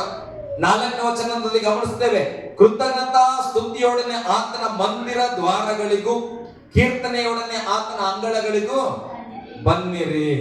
ಹಾಗಾದ್ರೆ ನಾವು ಸಭೆಗೆ ಬರುವಾಗ ಯಾತಕ್ಕೆ ಬರಬೇಕು? ಹಲ್ಲೆಲೂಯಾ. ಒಂದು ಕೊಡು ದಿನಕರ ಚೆನ್ನಾಗಿ. ಹಲ್ಲೆಲೂಯಾ. ಇಲ್ಲಿ ವಾಕ್ಯ ಹೇಳುತ್ತದೆ, ದೇವರ ಸನ್ನಿಧಿಗೆ ನಾವು ಯಾಕೆ ಬರಬೇಕಂದ್ರೆ ಕೃತಜ್ಞತೆಯನ್ನ ಸಲ್ಲಿಸಲಿಕ್ಕೆ. ನಾವು ಕೆಲವರು ಯಾಕೆ ಬರ್ತೇವೆ ಭಾಗವಾದ ಆರಾಧನೆಗೆ? ನಾನು ದೇವರ ಮಗ ಆಗ್ಬಿಟ್ಟಿನಿ, ನಾನು ಯೇಸು ಸ್ವಾಮಿ ನಂಬಿದ್ದೇನೆ, ನಾನು ಕ್ರೈಸ್ತನು, ಅದಕ್ಕೆ ನಾನು ಚರ್ಚಿಗೆ ಹೋಗ್ಬೇಕು. ಇಲ್ಲಾಂದ್ರೆ ಪಾಸ್ಟರ್ ಫೋನ್ ಮಾಡ್ತಾರ, ಬಂದಿಲ್ಲ ಅಂತಾರ, ಅಯ್ಯೋ ಸುಮ್ಮನೆ ಯಾಕೆ, ನಾವು ಚರ್ಚಿಗೆ ಹೋಗ್ಬಿಟ್ರೆ ಮುಗಿದೈತ್ ಕತೆ. ಹಾಗೆ ಬರ್ತೇವೆ ಕೆಲವರು. ಇವತ್ತು ಭಾನುವಾರ ಹೋಗಿ ಏನೋ ಒಂದು 4 ವಾಕ್ಯ ಸಿಗ್ತದೆ, ಕೇಳಿಸ್ಕೊಂಡು ಬರವ. ದೇವ್ರ ಮಾತು ಕೇಳಿದ್ರೆ ಇಪ್ಪಾಗಿರ್ತದೆ, ದೇವ್ರ ಮಾತು ಕೇಳಿದ್ರೆ ಆಶೀರ್ವಾದ ಬರ್ತದೆ, ದೇವ್ರ ಮಾತು ಕೇಳಿದ್ರೆ ಒಳ್ಳೇದು, ದೇವ್ರ ಮಾತು ಕೇಳಿದ್ರೆ ನಮ್ಗೆ ಗುಣ ಆಗ್ತದೆ, ಹೀಗೆ ಕೂಡ ಬರ್ತದೆ. ಹಲ್ಲೆಲೂಯಾ. ಇದೆಲ್ಲ ಒಳ್ಳೇದು. ಅದ್ರ ಮೇನ್ ಉದ್ದೇಶ ಏನು? ನಾವು ಸಭೆಗೆ ಬರೋದು ದೇವರಿಗೆ ಕೃತಜ್ಞತೆ ಹೇಳಲಿಕ್ಕೆ ಬರೋದು. ಹಲ್ಲೆಲೂಯಾ. ಹೋದ ವಾರ ಆರಾಧನೆ ಮಾಡಿದ್ವಿ, ಕೆಲವರು ಈ ವಾರ ಆರಾಧನೆಗೆ ಇರಂಗಿಲ್ಲ. ನಾವು ಬದುಕಿದ್ದೇವೆ, ಅದಕ್ಕೆ ದೇವರ ಆಲಯಕ್ಕೆ ಎಂಟ್ರಿ ಹೊಡೆಯುವಾಗಲೇ ದೇವರೇ ನಿನ್ ಸಭೆಗೆ ಬರುವಂತೆ ನಾನು ಜೀವಂತವಾಗಿಟ್ಟಿದ್ದೀನಿ, ನಿನಗೆ ಸ್ತೋತ್ರ ಅಂತ ಹೇಳಲಿಕ್ಕೆ ಬರೋದು. ಹಲ್ಲೆಲೂಯಾ. ಕೃತಜ್ಞತಾ ಸ್ತುತಿಯೊಡನೆ ಆತನ ದ್ವಾರಗಳಿಗೆ ಬನ್ರಿ. ಹಲ್ಲೆಲೂಯಾ. ಗಟ್ಟಿಯಾಗಿ ಹಲ್ಲೆಲೂಯಾ. ಆತನ ಉಪಕಾರ ಸ್ಮರಿಸಿ ಆತನ ನಾಮವನ್ನ ಕೊಂಡಾಡ್ಲಿಕ್ಕೆ ನಾವು ಬರಬೇಕು. ಸಭೆಗೆ ಬರೋದು ಬರೀ ಬೇಡ್ಲಿಕ್ಕೆ, ನಾನು ಕೊಡು ಸ್ವಾಮಿ, ನಾನು ಕೊಡು ಸ್ವಾಮಿ, ನಾನು ಕೊಡು ಸ್ವಾಮಿ ಅನ್ಲಿಕ್ಕಲ್ಲ, ದೇವರು ಮಾಡಿದ ಕಾರ್ಯಗಳನ್ನ ನೆನೆಸಿ ಸ್ತೋತ್ರವನ್ನ ಹೇಳಲಿಕ್ಕೆ ನಾವು ಬರಬೇಕಾಗಿದೆ. ಹಲ್ಲೆಲೂಯಾ. ಗಟ್ಟಿಯಾಗಿ ಹಲ್ಲೆಲೂಯಾ. ಹಾಗಾದ್ರೆ ವಾಕ್ಯ ಹೇಳುತ್ತದೆ, ದೇವರ ಸನ್ನಿಧಿಗೆ ಬರುವಂತದ್ದು ಕೃತಜ್ಞತೆ ಹೇಳಲಿಕ್ಕೆ. ಹೇಳ್ರಿ, ದೇವರ ಸನ್ನಿಧಿಗೆ ಬರುವುದು ಕೃತಜ್ಞತೆಯನ್ನು ಸಲ್ಲಿಸುವುದಕ್ಕಾಗಿ. ಹಲ್ಲೆಲೂಯಾ. ಹಲ್ಲೆಲೂಯಾ. ಕೃತಜ್ಞತೆ ಅಂದ್ರೆ ಈಗ ನಾವಿಲ್ಲಿ ಕೀಬೋರ್ಡ್ ಬಾರಿಸ್ತೇವೆ, ವರ್ಷಿಪ್ ಮಾಡ್ತೇವೆ, ಆರಾಧನೆ ಮಾಡ್ತೇವೆ, ಇನ್ಸ್ಟ್ರೂಮೆಂಟ್ ಒಟ್ಟಿಗೆ ಮಾಡ್ತೇವಲ್ಲ, ಅದೇ ಮಾತ್ರ ಅಲ್ಲ. ಕೃತಜ್ಞತೆ ಹೇಳಲಿಕ್ಕೆ ಕೀಬೋರ್ಡ್ ಇಲ್ಲ, ಮೈಕ್ ಇಲ್ಲ, ಅಥವಾ ಚಪ್ಪಾಳೆ ಹೊಡೆಯೋರಿಲ್ಲ, ಅದಲ್ಲ. ಕೃತಜ್ಞತೆ ಅಂದ್ರೆ ನನಗುಳ್ಳ ದೇವರನ್ನ ನಾನು ಆರಾಧಿಸುವುದು, ನನಗೆ ಮಾಡಿದ ಮಹತ್ತಾದ ಕಾರ್ಯಗಳನ್ನು ನೆನೆಸಿ ದೇವರು ಸ್ತೋತ್ರ ಹೇಳೋದು. ನಾಳೆ ಏನೋ ದೇವರು ಮಾಡಬೇಕಂತ ನಂಬಿದ್ದೇವೆ, ಅದನ್ನ ದೇವರು ಮಾಡ್ತಾನೆ, ಅದಕ್ಕೆ ನಾವು ಇವತ್ತು ಸ್ತೋತ್ರ ಹೇಳುವಂತದನ್ನೇ ಕೃತಜ್ಞತೆ ಅಂತ ನಾವು ನೆನೆಸುತ್ತೇವೆ. ಹಲ್ಲೆಲೂಯಾ. ಅದಕ್ಕೆ ಬೈಬಲ್ ಹೇಳ್ತದೆ, ಕೃತಜ್ಞತೆ ಒಂದು ದೊಡ್ಡ ಆಯುಧ. ಮತ್ತೆ ನಾನು ಹೇಳಲಿಕ್ಕೆ ಇಷ್ಟಪಡ್ತೇನೆ, ಆ ಆಯುಧವನ್ನ ಇಟ್ಕೊಂಡು ಓಡಾಡುವ ವ್ಯಕ್ತಿ ಎಲ್ಲ ಕಡೆ ಜಯಿಸ್ತಾನೆ. ಹಲ್ಲೆಲೂಯಾ. ದೇವ್ರ ಸ್ತೋತ್ರ ಹೇಳ್ರಿ. ಬಸ್ ಹತ್ತು ಕೂತ್ಕೊಂಡ್ರ ದೇವರೇ ಸುರಕ್ಷಿತವಾಗಿ ನಾವು ಬೀದರ್ ಹೋಗಿ ಸ್ತೋತ್ರ ನಂಬಿಕೆಯನ್ನ. ಹಲ್ಲೆಲೂಯಾ. ಮನೆಗೆ ಬರ್ತೇವೆ, ಮಲ್ಕೊಳ್ತಾ ದೇವರೇ ಸುಖವಾದ ನಿದ್ರೆ ನಾನು ಕಾಣ್ತೇನೆ, ನಿನಗೆ ಸ್ತೋತ್ರಪ್ಪ. ಕೃತಜ್ಞತೆ ಹೇಳಲಿಕ್ಕೆ ಎಷ್ಟು ವಿಚಾರಗಳಿದೆ. ಹಲ್ಲೆಲೂಯಾ. ಬಿಸಿಲು ಹೋಗ್ತಾ ಇರ್ತದೆ, ಬಹಳ ಸಾರಿ ಅನುಭವ ಇದೆ ನನಗೆ, ಹೇಳಲಿಕ್ಕೆ ಹೋದ್ರೆ ಸಾಕ್ಷಿಗಳು ದೊಡ್ಡದಿರ್ತದೆ. ಒಂದ್ಸಾರಿ ಹಿಂಗೆ ಕಮಟಾಣದಲ್ಲಿ ಜಾನ್ಸನ್ ಬ್ರದರ್ ಮನೆಗೆ ಸೇವೆಗೆ ಹೋಗ್ತಾ ಇದ್ವಿ. ನಾನು ಸ್ವಾತ್ಮ ಶಿವ, ನಮ್ಮ ಲೈಫಲ್ಲಿ ಆಗ್ತದ ಒಂದು ಅದ್ಭುತ ಆಗ್ತದೆ ಅಂತ ಕೂಡ ನಂಬಿಲ್ಲ. ಭಯಂಕರವಾಗಿ ಮೋಡ ಕಟ್ಬಿಟ್ಟಿದೆ ಇಲ್ಲಿ ಅವರದಲ್ಲೇ. ಹೋಗ್ಲೇಬೇಕಲ್ಲಿ. ನಾನೇ ಸ್ಪೀಚರ್ ಇದ್ದೇನೆ, ಏನ್ ಮಾಡ್ಬೇಕು? ನಾನು ಅನ್ಕೊಂಡಿದ್ದೆ ಸಣ್ಣ ಬರ್ತಡೆ ಅಂತ, ಅವ್ರು ದೊಡ್ಡ ಡಿಜೆ ಹಾಕಿ ಎಲ್ಲರನ್ನ ಸೇರಿಸ್ಬಿಟ್ರ, ಅಡಿಗೆ ದೊಡ್ಡದಾಗಿ ಮಾಡೋದು. ಇದೆಲ್ಲ ನಮಗ್ ಗೊತ್ತಿಲ್ಲ.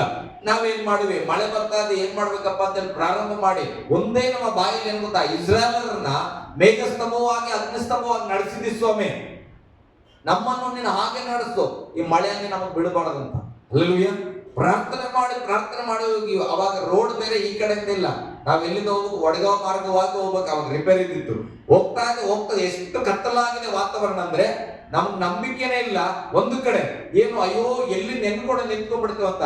ಆದ್ರೆ ಒಂದು ಪ್ರಕಟಣೆ ಆಗ್ತದೆ, ಇಸ್ರಾಯೇಲರನ್ನ ದೇವರು ಹೆಂಗ್ ನಡೆಸಿರ್ಬೇಕಪ್ಪ. 40 ವರ್ಷ ಬಿಸಿಲಲ್ಲಿ ಮೇಘ ಬರ್ತಾ ಇದೆ, ಮೋಡ ನೆರಳು ಕೊಡ್ತಾ ಇದೆ, ರಾತ್ರಿಯಲ್ಲಿ ಬೆಂಕಿ ಬರ್ತಾ ಇದೆ, ಅಲ್ಲೆಲ್ಲೂಯ್ಯ. ಹಾಗಾದ್ರೆ ದೇವ್ರ ಸಕ್ಕನ್ನು ಹೀಗೆ ಹೇಳ್ಕೊತ ಕಂಪ್ಟಾಣದಲ್ಲಿ ಹೋಗ್ತೇವೆ, ಮಳೆ ಹಿಂದೆನೇ ಇದೆ, ಇನ್ನೇನೋ ಬಂದ್ಬಿಡ್ತಂತೇಳಿ ಸ್ಪೀಡ್ ಆಗಿ ಹೋಗ್ಬೇಕು. ಮನೆಗೆ ಹೋಗೋ ಅಷ್ಟರಲ್ಲಿ ಏನಾಗ್ಬಿಡ್ತದೆ, ಮಳೆ ಬಯಸ್ಕೊಂಡ್ಬಿಡ್ತದೆ ಅಂತ ಡೈರೆಕ್ಟ್ ಎಲ್ಲಿ ಹೋಗ್ಬಿಟ್ಟಿನಿ ನಾನು, ಅವ್ರ ಮನೆಗೆ ಹೋಗಿ ನಿಲ್ಸ್ಬಿಟ್ಟಿವಿ. ಮಳೆ ದೊಡ್ಡದಾಗಿ ಬಂತು, ಓಡ್ ಹೋಗಿ ಅವ್ರ ಮನೆ ಸೂರ್ ಹತ್ರ ನಿಂತ್ಕೊಂಡ್ರೆ ಒಳಗಡೆ ಆಲ್ರೆಡಿ ಭಜನೆ ನಡೀತಾ ಇದೆ. ಅಲ್ಲೆಲ್ಲೂಯ್ಯ. ಎಲ್ಲ ಜನ ಇದ್ದಾರೆ. ನಾನು ನೋಡಿದ್ರೆ ನೈಟ್ ಡ್ರೆಸ್ ಅಲ್ಲಿ ಇದ್ದೇನೆ. ಅಲ್ಲೆಲ್ಲೂಯ್ಯ. ನನ್ನ ಮನಸ್ಸಲ್ಲಿ ಏನ್ ಅನ್ಕೊಂಡಿವಿ, ಮನೆಗೆ ಹೋಗಿ ಪ್ರಿಪೇರ್ ಆಗಿ ಹೋಗ್ಬೇಕಂತ. ಈಗ ಅಲ್ಲಿ ಹೋಗಿ ಏನ್ ಮಾಡಿ, ನಿಜ ಹೇಳ್ತಾನೆ, ಹೋಗಿ ಹಾಗೆ ಹೋಗಿ ಕೂತ್ಕೊಂಡೆ